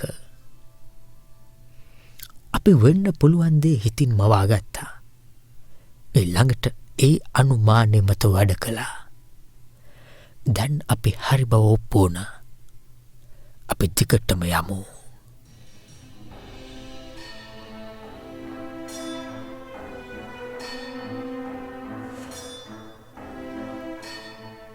අපි වගුරු බිම පසු කර වියලි තනබිම් හරහා සතපුම් කාලක පමණ දුරක් කියමු. නැවතත් පොළොව බෑවුම් වූ අතර අපට අඩිසලකුණු හමුවිය. ඉන්පසු සතපුම් භාගයක් පමණ දුරට අපට එම සලකුණු මග හැරුණද මැප්ලිටන් අශ්වගාලට ඉතා ආසන්නයේදී නැවතත් ඒවා සොයා ගැනීමට හැකිවිය. ඒවා මුලින්ම දුටුවේ හෝම්ස්ය. ජයග්‍රාහී පෙනුමක් මුහුණේ රඳවාගෙන ඔහු ඒ දෙස ඇඟිල්ල දිගු කරමින් සිටියේය. අශ්වයාගේ අඩි සලකුණුවලට පසකින් මිනිසෙකුගේ පා සලකුණුද දෙකගත හැකිවිය. කලින් අශ්වය හිටිය තනියමනේ. මම කීවෙමි. ඔව්, හරිටම හරි. කලින් නෝ හිටිය තනියම්ම. මෑ මොකක්ද? එම අඩි සලකුණු යුගලය නැවතත් එක්වරම කිංස් පයිලන්ඩ් දෙසට යොමු වී තිබිණි. හෝම්ස් විසිල් හඬක් නැකුත් කළ අතර අපි දෙදෙනා මේ පසුපස ගියමු. ඔහුගේ දැස් යොමු වී තිබුණේ අඩිපාර දෙසටය.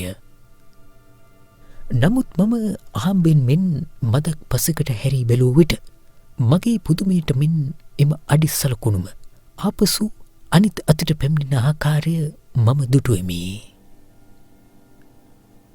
වොට්සන්, ඒකනම් නියම සොයා ගැනීමක්. මම ඒ බව පෙන්වා දුන් විට හෝම්ස් පැවසුවේය. ඔබ අපේ ලොකු රස්ටි අදුවක් ඉතුරු කළා.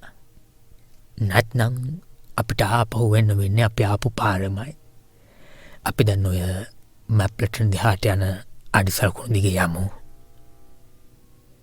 මැප්ලටන් අශ්වගාලයේ ගේටුව වෙත වැටී තිබුණු තාරදමූ පාරාසලින් එම අඩිසලකුණු අවසන් විය. අපි එතනට ළඟාවත්ම සේවකෙක් එතනින් එළියට දිවාවිය. අපි කැමති නෑ රස්ටි අධිකාරියෝ මෙතන ගැවසෙනවට. ඔහු කීවිය.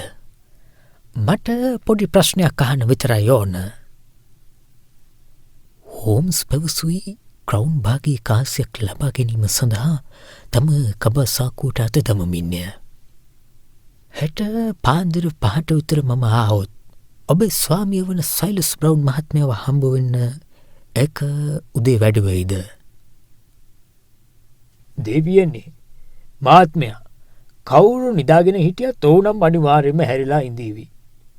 මොකද හැමදාම ඉස්සෙල්ලම නැගිටින්නේ ඔහු තමයි. ඔන්න ඔහු එනවා. මහත්මයාලගේ වාසනාවට ඔහු දැන් එනවා. එපා මහත්මයා, එපා. මම ඔබෙන් සල්ලි ගන්න ඔහු දැක්කොත් මගේ රස්සාවත් ඉවරයි. ඕනම් පස් වෙලාවක බලමු. හෝම්ස් සාක්කුවෙන් ඉවතටගත් ක්‍රවුන් භාගයේ කාසිය නැවත සාක්කුවේ දමා ගනිද්දී දඩයම් කසයක් අතින් වනමින් සිටි රෞද්‍ර පෙනුමක් ඇති වයස්ගත මිනිසෙක් ගේටුවෙන් ඉවතට පැමිණියේය. මොකද මේ ඩෝසන්? ඔහු කෑගැසුවේය. පා දූප කතා කර ඉන්න එපා. ගිහින් තමුසෙක වැඩ බලා ගන්නවා. ඒයි, තමුසෙලට මෙහි තියෙන වැඩේ මොකක්ද? මගේ හිතවත් මහත්මයා, ඔබත් එක්ක විනාඩි 10ක් කතා කරන්න යාව මම. හෝම්ස් ඉතාමත් මිහිරි හඬකින් පැවසුවේය. එන රස්ටි අධිකාරියොත් එක්ක කතා කරන්න මට වෙලාවක් නැහැ. අපි මේට ආගන්තුකයෝ ගෙන්න ගන්නේ නැහැ. යනවා යන්න. නැත්තම් බල්ලු දම්මලා එලවන්නේ. හෝම්ස් ඉදිරියට නැමී පුහුණුකරුගේ කනට යමක් රහසින් කිවේය. ඕ එක්වරම තදින් ගැස්සී අතර කම්මුල් දක්වාම මුහුණ රතු වී ගියේය. ඕක බොරුවක්. ඔහු කෑගැසුවේය. පට්ටපල් බොරුවක්. අපි මේ ගැන මෙතන පාරේ ඉඳගෙනද කතා කරන්නේ නැත්නම් ගේ ඇතුළට ගිහින් කතා කරනවද? ඔබට උමනා නම් ගේ ඇතුළට එන්න. හෝම්ස් සිනාසුනේය. වොට්සන්, මම මිනිත්තු කිහිපයකට වඩා ගන්නෙ නෑ.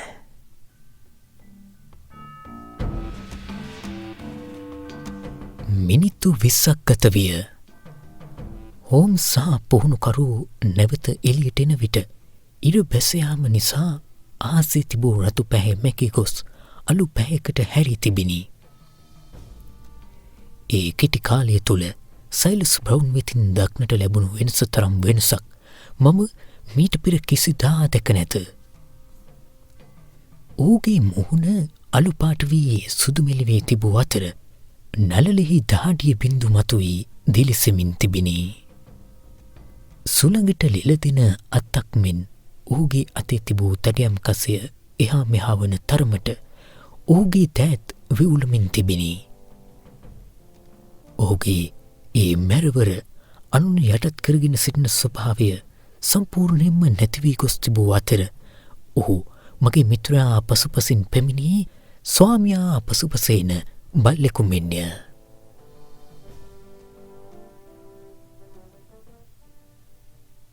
ඔබතුමා දුන්න උපදෙස් ඒ විදිහටම කෙරේ.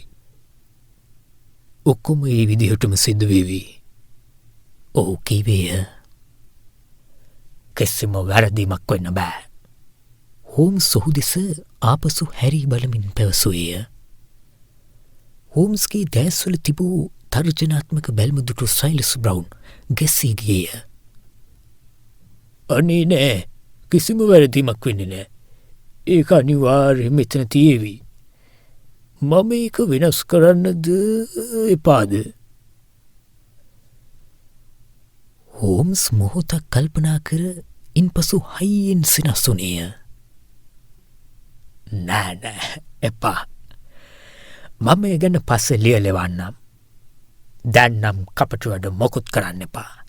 එහෙම කළොත් අනේ ඔබට මාව විශ්වාස කරන්න පුළුවන්. මාව විශ්වාස කරන්න. ඔව්, මම හිතනවා මට ඔබ විශ්වාස කරන්න පුළුවන් වෙයි කියලා. හොඳයි. හෙට මගෙන් පණිවුඩයක් ඔබට ලැබේවි.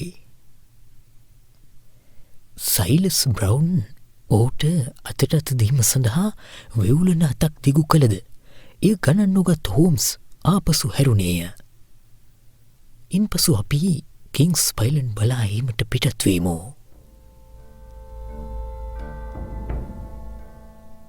මේ සයිලස් බ්‍රවුන් තරම් මැරවරකම්, බියගුළුකම්, කපටිකම් එකට එකතු වුණු කෙනෙක්ව මට මීට කලින් මුණ ගැහිලා තියෙන බොහොම කලාතුරකින්.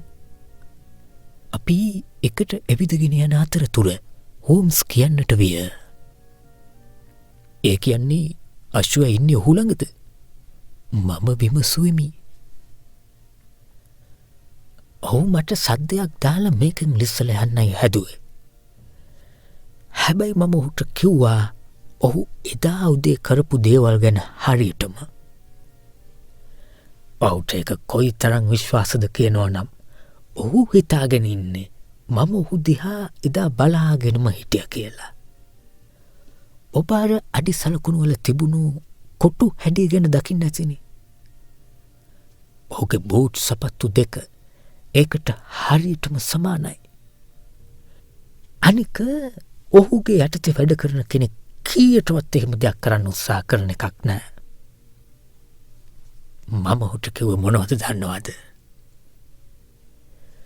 හැමදාම වගේ එදා උදේත් ඔහුගේ පුරුද්දට අනුව ඔහු තමයි ඉස්සෙල්ලම අවදි වුණේ.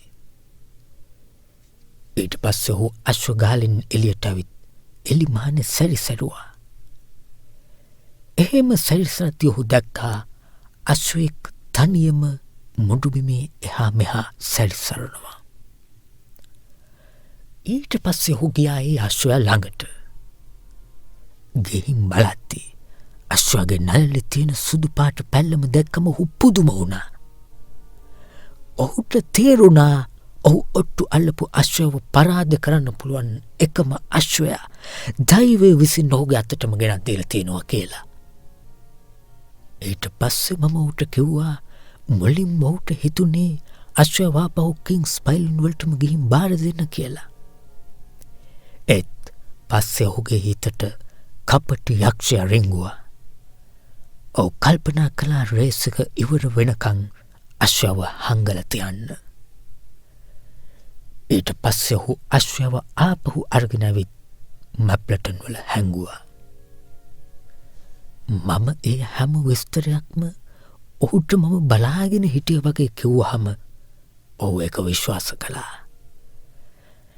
ඔහු කරපු වැඩේ බරපතලකම දැන් ඔහුට හොඳින් තේරිලායි තියෙන්නේ.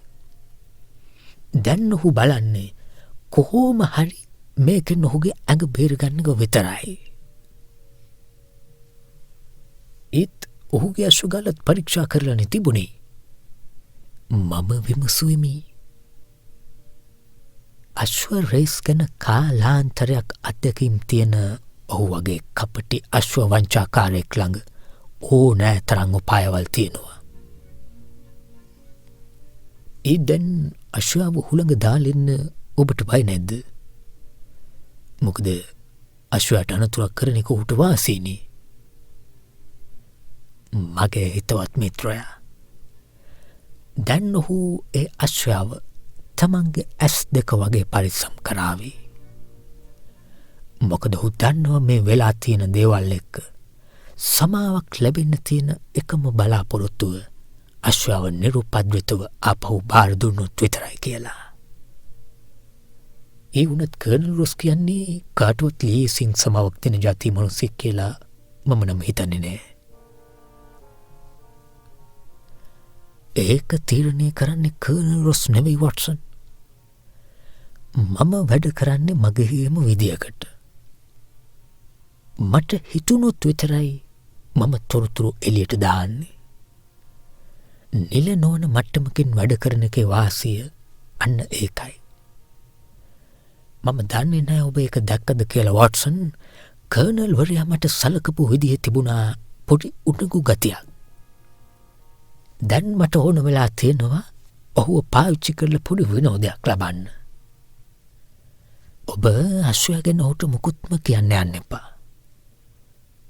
ඔබේ අවසරයක් නැතුව මම කොහොමටවත් කියන්න යන්නේ නෑ.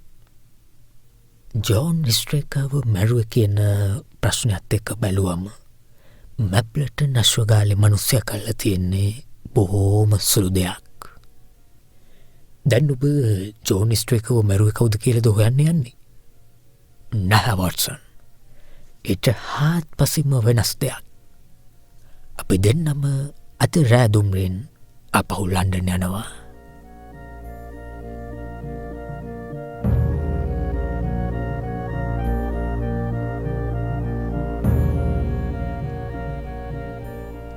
මගේ මිත්‍රයාගේ මෙම වචන ඇසූ මම මහත් විමතියට පත්වීමි.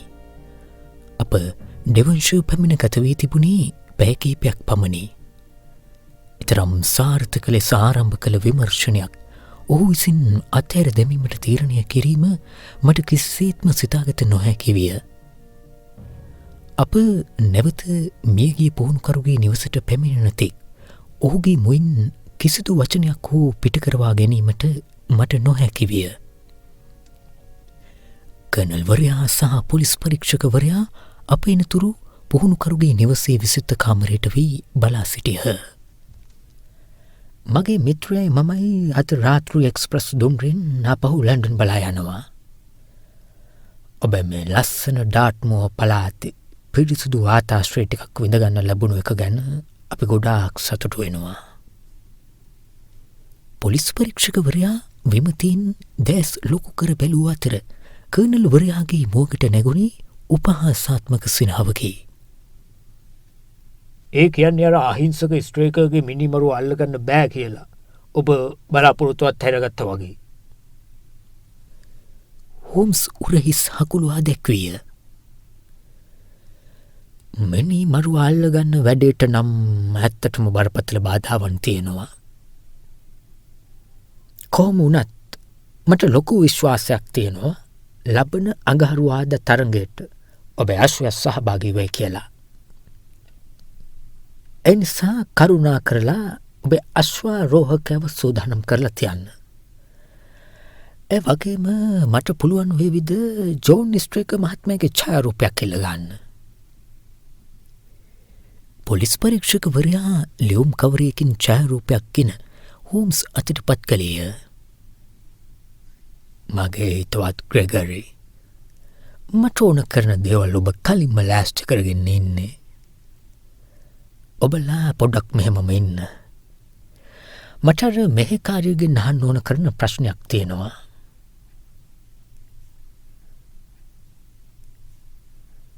මට කියන්නම වෙනවා. ලන්ඩන් ඉඳන් ආපු අපේ උපදේශකයා ගැන නම් මට තියෙන ලොකු කලකිරීමක්. මගේ මිතුරා කාමරෙන් පිටව යද්දී කර්නල් රොස් ඉතාම නොසතුටින් සහ රළු ලෙස පැවසුවේය. ඔහු මේ ඉදි තිබුණු තත්ත්වයට වඩා අඩියක්වත් අපි ඉස්සරහට ගිහින් නැහැ. අඩුම තරමේ ඔබේ අශ්වයා තරඟයට දුවයි කියන සහතිකයවත් ඔහු අපිට දුන්නනේ. මම කීවෙමි. ඔව් ඒ සහතිකය ලැබුණා. කර්නල්වරයා උරහිස් හකුලුවමින් පැවසීය. ඒත් මම වැඩි කැමති මගේ අශ්වයා මගේ ළඟ ඉඳන් තරඟයට සහභාගී වෙනවා නම්. මගේ මිතුරා වෙනුවෙන් මම යමක් කීමට සැරසෙද්දිම හෝම්ස් නැවත කාමරයට පැමිණියේය. එහෙම නම් මහත්වරුනි මම දැන් ලෑස්ති ටැවිස්ටොක් නගරේ බලා පිටත් වෙන්න. ඔහු පැවසුවේය. අප කරත්තයට ගොඩවන විට අශෝකාලේ සේවක තරුණයෙක් අප වෙනුවෙන් දුර විවෘත කරගෙන සිටියේය. හෝම්ස්ට හදිසියම යමක් කල්පනාට ආ බවක් පෙනෙන්නට තිබුණි. ඔහු ඉදිරියට නැමි එම තරුණයාගේ කමිස් අතින් ඇල්ලුවේය. සත්වගාලේ බැටලූ ටිකක් ඉන්නවා නේද? ඔහු ඇසුවේය. කවුද උන්ව බලා කියා ගන්නේ? මමයි මහත්මයා. තරුණයා කීය. ළඟකදී ඉඳන් ඒ බැටළුවන්ගේ මොනවා හරි අමුත්තක් එහෙම දැක්කද?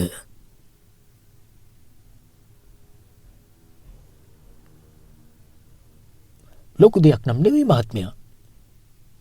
ඒත් උන්ගෙන් 3 දෙනෙක්ගේ කකුල් පන නැතුව ගියානේ. හෝම්ස් ඉන් අතිශය සතුටටපත් වූ බව මට පෙනුනි. ඔහු සීන් හඬින් සිනාසමින් දෑත් එකිනෙක ඇතිල්ලුවේය. මේක නම් මම නිකමට වගේ හිතපු දෙයක් වොට්සන්. ඒත් ඒක හරියටම හරි ගියා. මගේ අතට තට්ටුවක් දැමමින් ඔහු පැවසුවේය. ග්‍රෙගරි, මේ බැටළුවන්ට හැදිලා තියෙන අමුතු ලෙඩේ ගැන පොඩ්ඩක් ඔබේ අවධානය යොමු කරන්න කියලා මම යෝජනා කරන්න කැමතියි. රේදුරු, දැන් අපි යමු.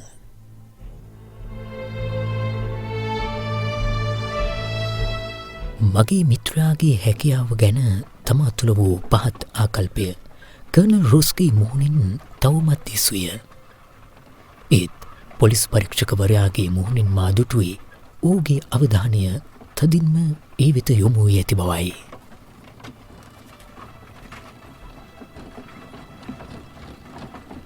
ඔබ හිතනවද ඒක වැදගත් දෙයක් කියලා? පොලිස් නිලධරයා ඇසුවේය. ඉතාමත්ම වැදගත් දෙයක්. හෝම්ස් පිළිතුරු දුන්නේය. මගේ අවධානය යොමු වෙන්න ඕන තවත් මොනවා හරි විශේෂ දේවල් තියෙනවද?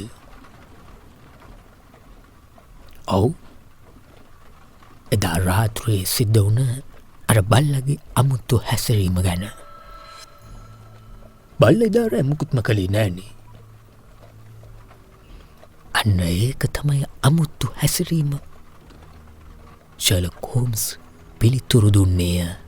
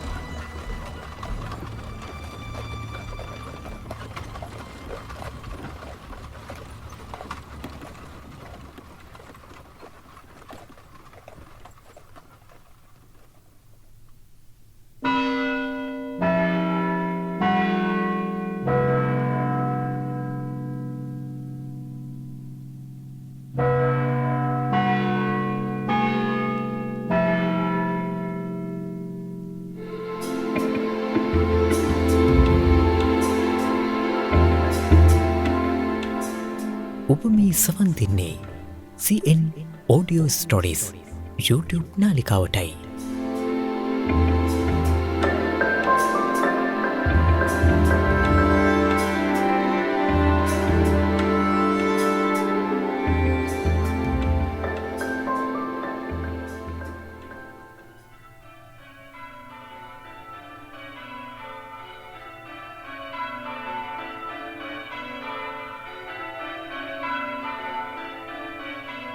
දින 4කට පසු හෝම්ස් සහ මම වෙසෙක්ස් කුසලාන තරගය නැරඹීම සඳහා වින්චෙස්ටර් බලායන දුම්රියේ නැවතත් ගමන් කරමින් සිටියෙමු.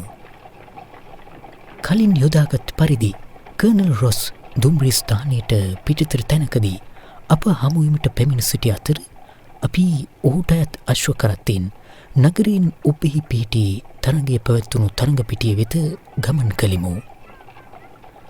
ඔහුගේ මුහුණ අඳුරු වී තිබූ අතර හැසිරීමේ වූයේ අතිශයින්ම කැළඹිලි සහිත ස්වභාවයකි. මම තාම මගේ අශ්වයව දැක්කවත් නෑ. ඔහු පැවසුවේය. මම හිතනවා අශ්වයව දැක්කොත් ඔබට ඌ අඳුරගන්න පුළුවන් වෙයි කියලා. හෝම්ස් ඇසුවේය. කර්නල් වරයාට තදින් කීන්ති ගියේය. මම අවුරුදු 20ක් තිස්සේ මේ අශ්වරේ ශ්‍රේෂ්ඨයේ ඉන්නවා. හැබැයි කවදාවත් මගෙන් කවුරුවත් ඔය වගේ ප්‍රශ්නයක් අහලා නැහැ. සිල්වර් බ්ලේස්ගේ සුදු පාට නළලයි පුල්ලි වැටුණු ඉස්සරහ කකුලයි දැක්කාම පොඩි ළමෙක්ට උනත් ඌ අඳුර ගන්න පුළුවන්. කොහොමද දැන් ඔට්ටු ඇල්ලීමේ තත්ත්වය?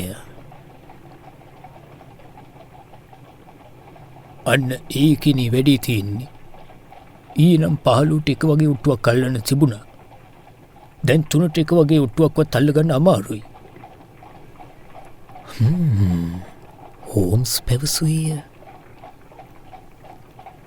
කාට හරි මොනවා හරි දෙයක් ගැන ආරංචි වෙලා තියෙනවා. ඒක නම් පැහැදිලි.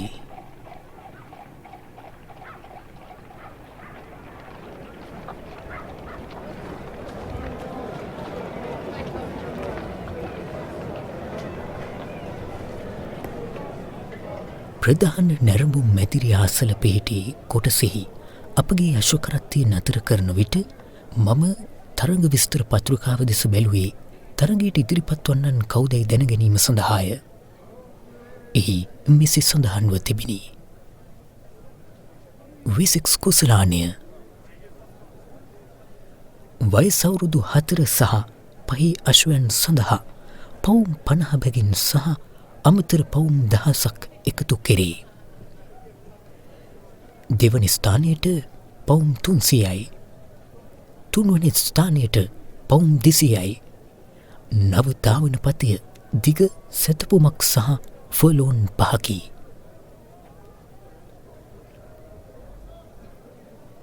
අංක 1 හීත් නිව්ටන් මහතාගේ ද නීග්‍රෝ. රතු තොප්පිය කුරුඳු පැහැ ජැකට්ටුව. අංක 2 කර්නල් වෝඩ්ලෝගේ පියුජලිස්ට්. රෝස තොප්පිය නිල් සහ කළු ජැකට්ටුව. අංක 3 ලෝඩ් බැක්වෝටර්ගේ ඩිස්බරෝ. කහ තොප්පිය සහ අත්. අංක 4 කර්නල් රොස්ගේ සිල්වර් බ්ලේස්. කළු තොප්පිය රතු ජැකට්ටුව. අංක 5 බල්මුරල් අධිපාධිපරයාගේ අයිරිස්. කහ සහ කළු ඉරි. අංක 6 ලෝඩ් සිංගල්ෆර්ඩ්ගේ රාස්ප. දම් පැහැති තොප්පිය කළු අත්.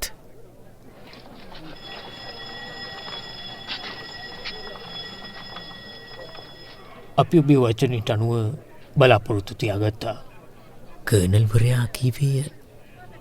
ඒ නිසා අපි තරගයට ඉදිරිපත් කරන්න හිටපු අපේ අනිත් අශ්වය වයින් කරා. ඒ මොකක්ද?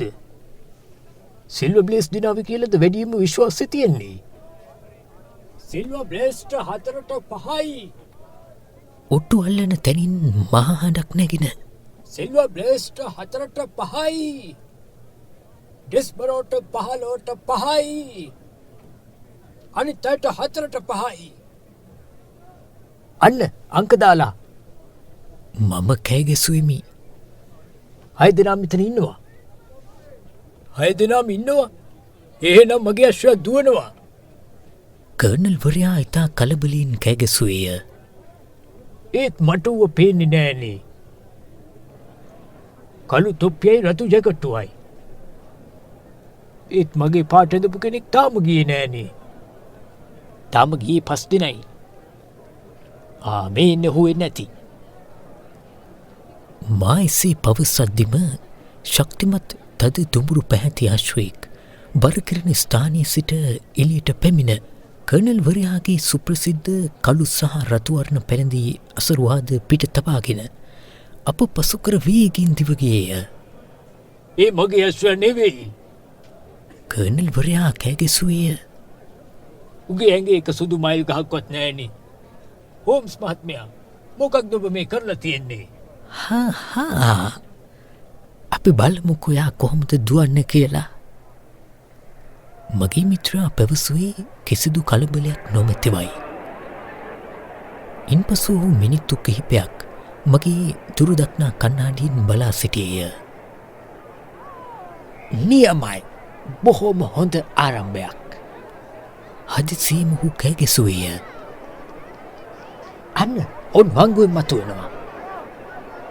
අශ්වයන් අවසන් කෙලින් පාරට පැමිණෙන විට අප සිටි කරත්තේ සිට ඒ දෙස බැලීමට කදිම දසුනක් තිබෙනි.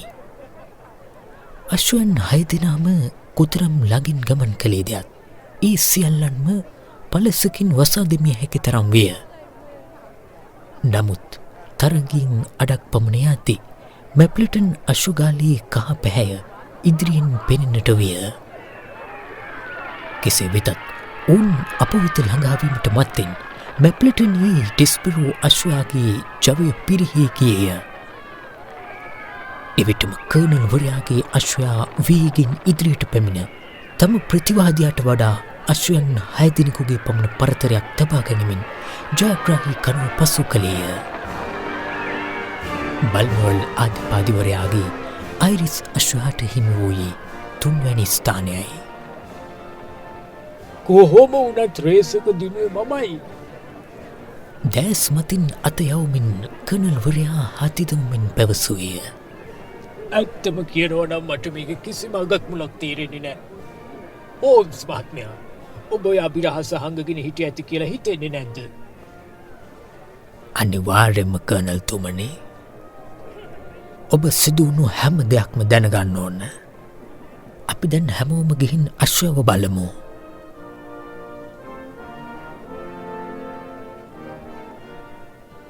ඔන්න එයා ඉන්නවා. අයිතිකරුවන්ට සහ ඔවුන්ගේ මිතුරන්ට පමණක් ඇතුළු විය හැකි බරකිරණ ස්ථානය වෙත අප ගමන් කරද්දී හෝම්ස් දිගටම කතා කළේය. ඔබට කරන්න තියන්නේ වයින් ස්ප්‍රීතු ටිකකින් උගේ මූණයි කකුලයි හෝදන එක විතරයි. එතකොට ඔබට පෙනේවී මේ ඉන්නේ ඔබගේ පරණ සිල්වර් බ්ලේස්මයි කියලා. මට නම් හිතා ගන්නවත් බෑ. කර්නල්වරයා විමතියෙන් යුතුව කිවේය. මම ඌව හොයාගත්තේ අශ්ව වංචාකාරයෙක් ළඟ ඉඳලා. ඉතින් ඌව ඒ ලැබුණු විදිහටම තරගෙට දාන්න මම තීරණය කළා. මගේ හිතුවත් මහත්මයා, ඔබ නම් කළේ පුදුම හිතෙන වැඩක්. අශ්වය බොහෝම හොඳ සෞඛ්‍ය තත්ත්වයෙන් ඉන්නවා. ඌ මීට වඩා හොඳට ජීවිතේ කවදාවත් දුවල නෑ.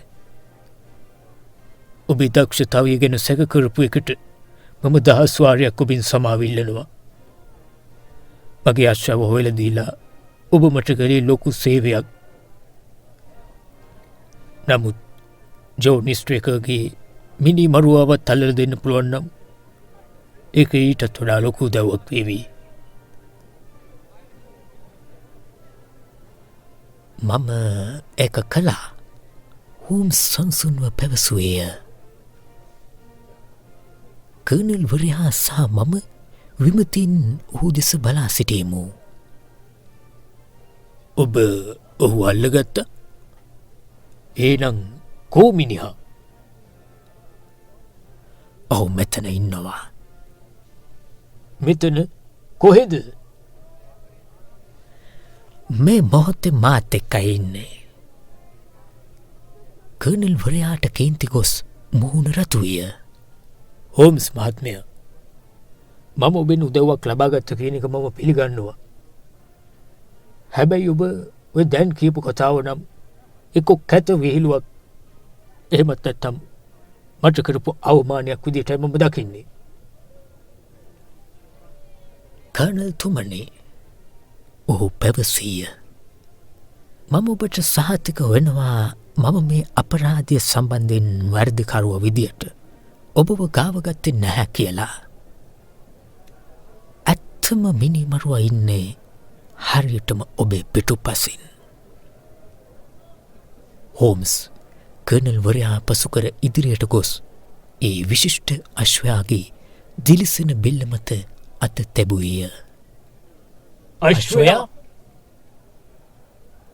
මම සහ කර්නල් වරයා එකවර කෑ ගැසුවෙමු. ඔව්, අශ්වයා තමයි. හැබැයි මේක සිද්ධ වුණේ ආත්මාරක්ෂාවට කියලා කිව්වොත් ඌ කරපු වාරදි බරපතලකම ටිකක් අඩු වේවි. ඒ වගේම ජෝන් ස්ට්‍රේකර් කියන්නේ ඔබේ විශ්වාසය රකින්න සුදුසු මනුස්සෙක් නෙවෙයි. කොමුණත් අන්න සීනෝ නාද වෙනවා. මම ඊළඟ රේස් එකටත් පොඩි ඔට්ටුවක් දාලා තියෙන්නේ. ඒ නිසා දීර්ඝ විස්තරයක් කරන එක අපි නිවි හැනහිල්ල කරමු.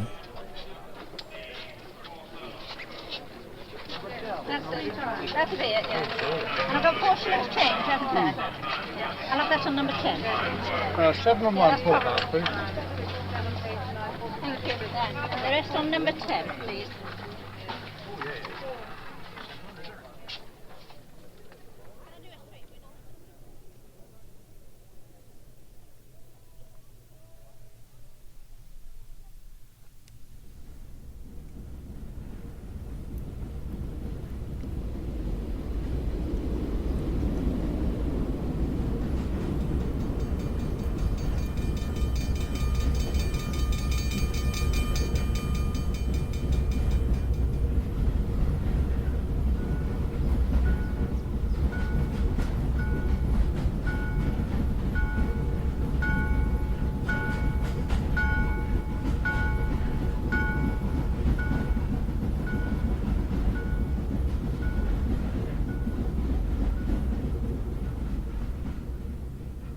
එදින සවස්යාමේ ලන්ඩන් බලා ආපසුවෙන අතරතුර පුල්මාන් වර්ගයේ දුම්රිය මැද්‍රියක කෙළවරක් අප වෙනුවෙන්ම වෙන් කරවා ගැනීමට අපට හැකිවිය.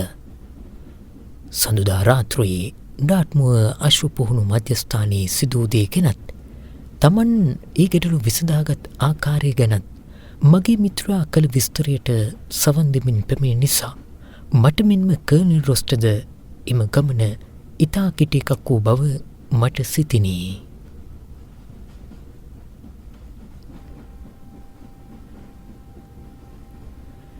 මම පිළිගන්නවා ඔහු පැවසුවේය. පත්තර වාර්තා බලලා මම ගොඩනගාගත්ත මත බොහෝමයක් සම්පූර්ණම වැරදි. නමුත් සැබෑ තේරුම වෙනත් විස්තරවලින් යටපත් වෙලා නොතිබුණා නම් එතනත් යම් ඉඟි තිබුණා. ඇත්තම අපරාධ කාර්යා ෆිට්රෝයි සිම්සන් විය හැකි කියන විශ්වාසයකින් තමයි මම ඩෙවොන්ෂර්වල්ට මුලින්ම ගියේ. හැබැයි මම දැක්කා ඔහුට විරුද්ධව තියෙන සාක්ෂි නම් කොහෙත්ම සම්පූර්ණ නැති බව. අපි පොහුණු කරුගේ නිවසට ළඟා වෙනවාත් එක්කම කරත්තේ ඉඳිද්දි තමයි මට තේරුණේ අර බැටළු මස් කරියක් තිබුණු කෑම පිඟාන ඇති පුදුමාකාර වැදගත්කම මොකක්ද කියන එක. ඔබට මතක ඇතිනේ ඔබල කවුරුත් කරත්තෙන් බැස්සට පස්සෙත් මම වෙන කල්පනාවක ඉඳගෙන දිගටම කරත්තට වෙලා හිටියා. මම එවල මගේ හිතින් පුදුම වුණා කොහොමද මට එච්චර පැහැදිලි හෝඩුවාවක් මග හැරුණ කියලා. නමුත් ඒ ප්‍රශ්නට උත්තර හොයන්න කලින් මම තේරුම් ගත්තා අර බල්ලා නිහඬව සිටීමේ වැදගත්කම මොකක්ද කියලා. මොකද එක හරි නිගමනයකට ආවම ඒකෙන් අනිවාර්යෙන්ම තව දේවල් මතු කරන්න පුළුවන්. සිම්සන්ගේ සිද්ධියෙන් මම තේරුම් ගත්තා අශ්වගාලි බල්ලෙක් ඉඳලා තියෙන බව. ඊට පස්සේ කවුරු හරි රෑ ඇතුළට ඇවිත් අශ්වාව එළියට අරන් ගිහින් තියෙනවා. නමුත් අශ්වයාව එළියට අරගෙන ගිහිල්ලත් උඩ තට්ටුවේ හිටපු තරුණයෝ දෙන්නා හැරෙන්න තරම් සද්දකින් බල්ලා බෙරලා තිබුණේ නැහැ. ඉතින් පැහැදිලිවම රෑ මැද අශ්වගාලට ආපු අමුත්තා බල්ලා හොඳටම දන්න අඳුරන කෙනෙක් විය යුතුයි. ඒ වෙද්දිත් මට හොඳටම විශ්වාසයි එදා මහරෑ අශ්වගාලට ගිහින් සිල්වර් බ්ලේස් එළියට ගත්තේ ජෝන් ස්ට්‍රේකර්මයි කියලා. ඒ මොන අරමුණක් නිසාද? පැහැදිලිවම වංචා සහගත අරමුණකට. නැත්නම් මොකටද ඔහුගේ අශ්වගාලේ තරුණයට මත් බෙහෙත් දෙන්නේ? හැබැයි ඔහු කරන්න හැදුවේ මොකක්ද කියන එක මට ප්‍රශ්නයක් වුණා. මීට කලිනුත් මෙහෙම සිද්ධ වෙලා තියෙනවා. පුහුණු කරුවෝ තමන්ගේ ඒජන්තවරු මාර්ගයෙන් තමන්ගේ අශ්වයන්ට විරුද්ධ ඕට්ටු අල්ලලා වංචාවකින් අශ්වව පරාද කරවලා ලොකු මුදලක් හොයාගන්නවා. සමහර වෙලාවට අශ්වය පදින කෙනා ලවා අශ්වගේ වේගය බාල කරනවා. සමහර වෙලාවට සීට වඩා සියුම් සැක නොහිතන ක්‍රම පාවිච්චි කරනවා. එහෙම නම් මෙතන සිද්ධ වුණේ මොකක්ද? මම බලාපොරොත්තු වුණා ඔහුගේ සාකෝල තිබිලා හමු වුණු දේවලින් මට ඒ ගැන නිගමනයකට එන්න පුළුවන් වෙයි කියලා. ඒවා මං හිතපු විදියටම ඇත්තටම මට උදව් වුණා. ඔබට අමතක වෙන්න විදිහක් නෑ මියගේ කෙනාගේ අතේ තිබිලා හමු වුණු අර අමුතු පිහිය. සිහි බුද්ධිය තියෙන මිනිහෙක් ආයුධයක් විදියට පාවිච්චි කරන්න කවදාවත් තෝරාගන්න ජාතියේ පිහියක් නෙවෙයි ඒක. වොට්සන් දොස්තර මහත්තයා කිව්වා වගේම එක ශල්‍ය කර්මවලදී ඉතාම සියුම් කැපීම් කරන්න පාවිච්චි කරන පිහියක්. එදා රෑ ඔහු සූදානම් වුණේ ඒ වගේ ඉතාම සියුම් සත්කමක් කරන්න. කර්නල් රොස් අශ්ව රේස් ඔබේ තියෙන පළපුරුද්දත් එක්ක ඔබ දැනගෙන ඉන්න ඕන දෙයක් තමයි අශ්වයක කකුලේ නාරයකට හැම යටින් පොඩි කැපුමක් දාන්න පුළුවන්. නමුත් එහෙම කරපු බවට පිටතට කිසිම සලකුණක් නොපෙනෙන විදියට. එහෙම කළාම අශ්වයාගේ කකුල පොඩ්ඩක් කොර වෙන්න ගන්නවා. ඒක දැක්කාම ඕන කෙනෙක් හිතන්නේ එක්කෝ පුහුණුවීම් කරද්දී උලුක්කුවක් වෙලා නැත්නම් වාතමාරුවක් වගේ දෙයක් කියලා. ඒ මිසක් කවුරු හරි වංචාවක් කළා කියලා කවදාවත් සැක කරන්නේ නැහැ. ඒ දුෂ්ටයා පාහරයා කර්නල්වරයාට කෑගැසිනි. ජෝන් ස්ට්‍රේකර් අශ්වව මුඩුබිමට අරගෙන යන්න හැදුවේ ඇයි කියන එකට හේතුව දැන් පැහැදිලිනේ. හෝම්ස් දිගටම කතා කළේය. පිහිතුඩ ඇනිච්ච ගමන් මේ වගේ ජවයක් තියෙන සතෙක් දාන දැඟලිල්ලට මැරිල වගේ නිදාගෙන ඉන්න කෙනෙකුට ඇහැරෙනවා. ඒ නිසා එක එලි මහන කරන එක අත්‍යවශ්‍ය දෙයක් වුණා. මම හිටියේ ස්පොට්ට වෙලා වගේ. කර්නල්වරයා නැවතත් කෑගැසුවේය. දැන් පැහැදිලි ඔහුට හිටපන්දම වුණුනෙත් ගිනිකුර ගැහුවෙත් ඇයි කියලා. අනිවාර්යෙන්ම. නමුත් ඔහුගේ බඩු බාහිරාදිය පරීක්ෂා කරද්දී මට වාසනාවට අපරාධය කරපු ක්‍රමය විතරක් නෙමෙයි ඒක කරන්න හේතුවත් හොයාගන්න පුළුවන් වුණා. ලෝකය ගැන හොඳ අත්දැකීම් තියෙන කෙනෙක් විදියට කර්නල්තුමා ඔබ දන්නවනේ මිනිස්සු වෙන අයගේ බෙල්පත් සාක්කුව දාගෙන යන්නේ නෑ කියලා. අපි ගොඩක් අයට තියෙන්නේ අපේම බිල් ගෙවා ගන්න ප්‍රශ්නනේ. ඉතින් ස්ත්‍රීක ද්විත්ව ජීවිතයක් ගත කළා කියලත් ඔහු වෙනම පවුලක් නඩත්තු කළා කියලත් මම ඒ වෙලාවෙම නිගමනය කළා. බිල්පතේ ස්වභාවය දිහා බැලුවහම පෙනුණා මේකට කාන්තාවක් සම්බන්ධයි කියලත් ඇය හරිම ඉහළ වියදම් කරන කෙනෙක් කියලත්. ඔබ ඔබේ සේවකයන්ට කොච්චර ත්‍යාගශීලී වුණත් තමන්ගේ කාන්තාවන්ට ගෙනියා විස්සි වටිනා ඇඳුම් අරන් දෙන්න තරම් වත්කමක් කවුන්ට නෑනේ. මම ස්ත්‍රේක මහත්මයට නොදැනෙන විදියට ඇඳුම ගැන ඇගෙන් විමසුවා. මතක ඇතිනේ ඔබට මම අර ඇයගෙන් සාදයක් ගැන විමසුවේ. එවලි මට තාවුරු වුණා ඇයට එහෙම ඇඳුමක් කවදාවත් ලැබිලා නෑ කියලා. ඒකෙන් මගේ සැකය තහවුරු වුණා. ඊට පස්සේ මම අර ඇඳුම් මහන තැන ලිපිනය සටහන් කරගත්තා. මම දැනගත්තා පුහුණුකරු ස්ත්‍රීකගේ ඡායාරූපය අරගෙන එතනට ගියාම අර ඩර්බිෂර් කියලා මවා පෙන්නපු චරිතය කවුද කියලා ලෙහෙසින්ම හොයාගන්න පුළුවන් වෙයි කියලා. එතනින් එහාට හැමදේම පැහැදිලි වුණා.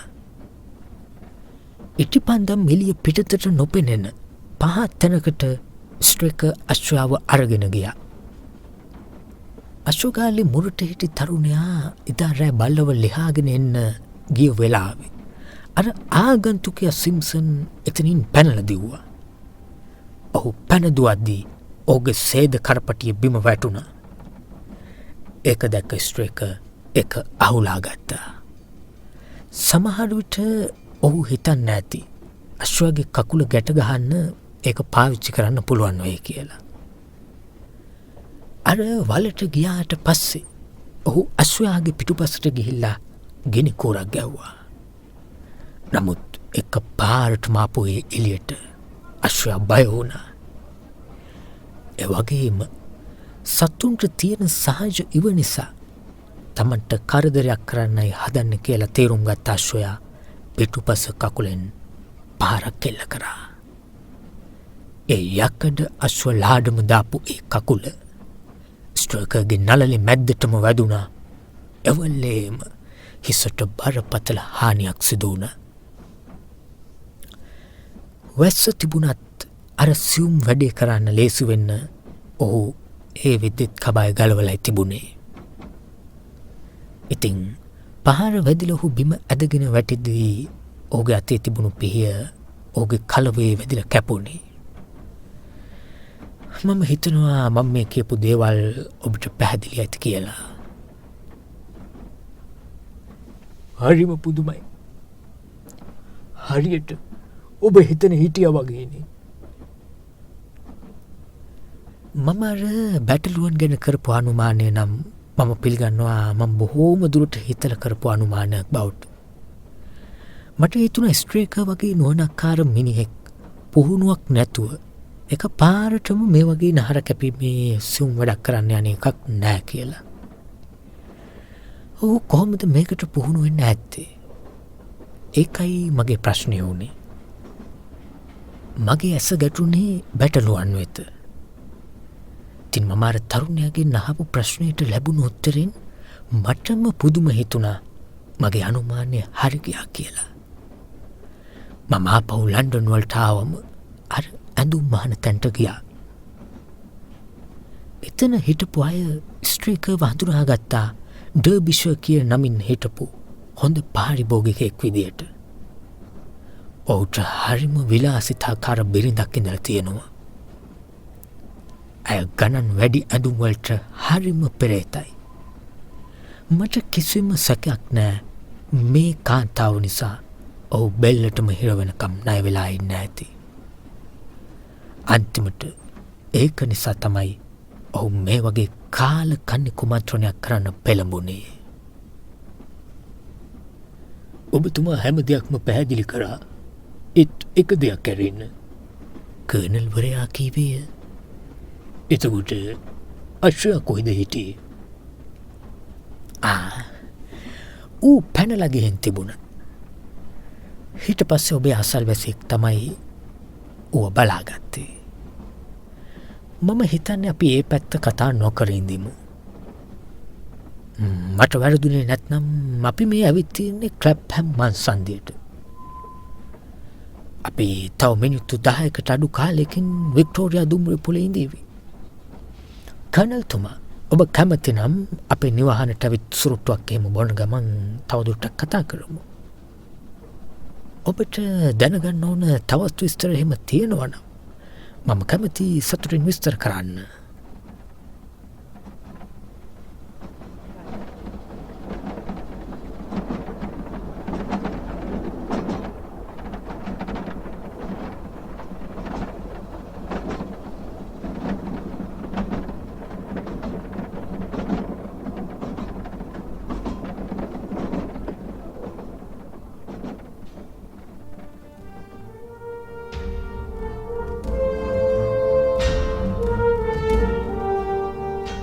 එසේ අවසන් වූයේ ශ්‍රීමත් ආතර් කොනන් ඩොයිල් මහතා විසින් රචිත 13 වැනි ෂර්ලොක් හෝම්ස් කෙටිකතාව වන The Adventure of Silver Blaze කෙටිකතාවයි. හඬකැවීම සහ නිෂ්පාදනය සුපුන් ප්‍රේමෙත්මාල්.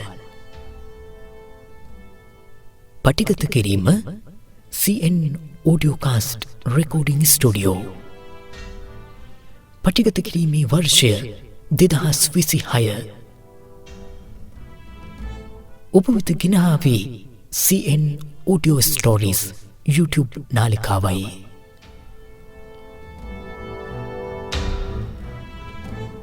නැවතත් තවත් ෂර්ලොක් හෝම්ස් කතාවකින් අපි හමුවෙමු. ඔබට සුවදායී ජීවිතයක්.